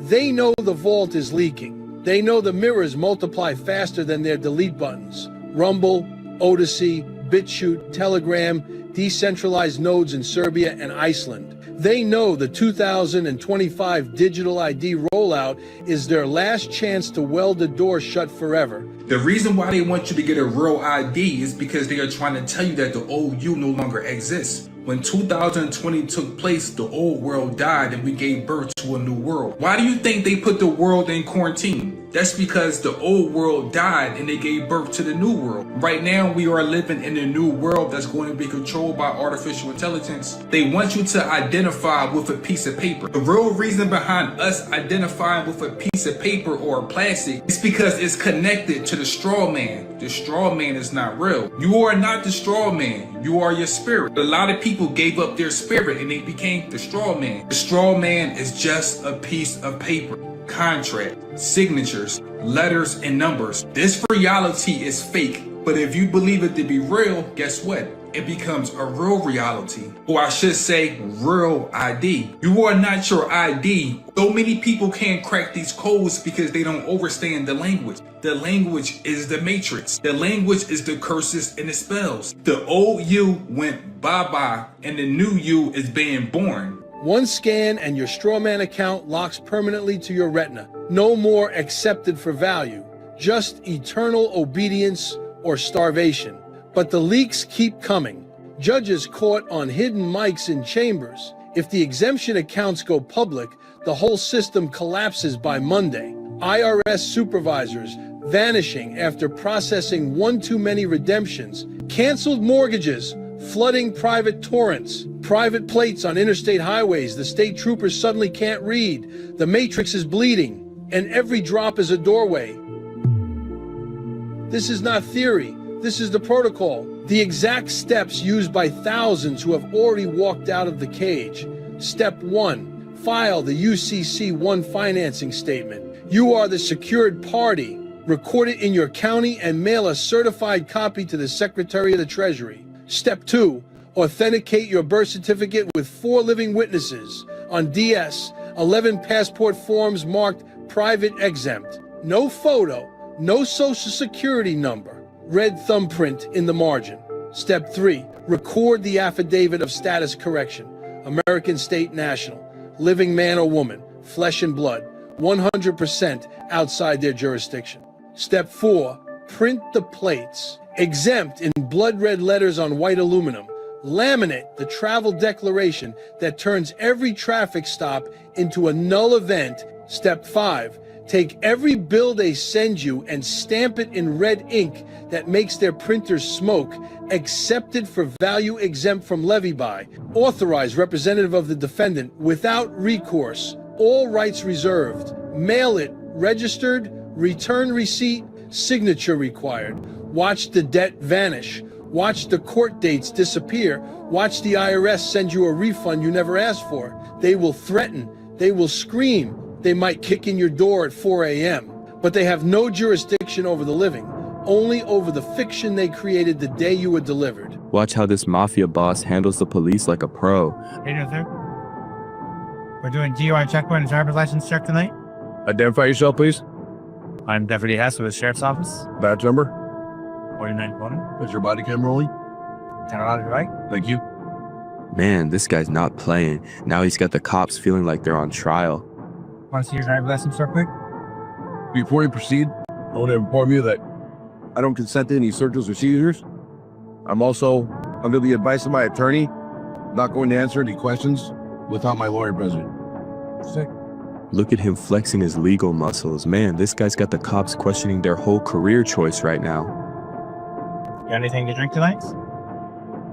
He didn't even reply. Like, why waste my breath? Not giving you anything. And just like that, the cop's off to find an easier target. Look at him go. That's how you handle a traffic stop like a true boss. Hello, I'm Officer Stanfield, Rexburg Police Department. Reason for the stop is your fictitious plate. That's not fictitious. It's actually been deregistered. Okay, it's private. There's all the... I just need your registration. That's license. it. I need her license. That's it. I'm not talking to you. I need her license, the registration, and the insurance for the vehicle. Still trying to hand it to you. This is the registration? Yep, and the insurance. Okay.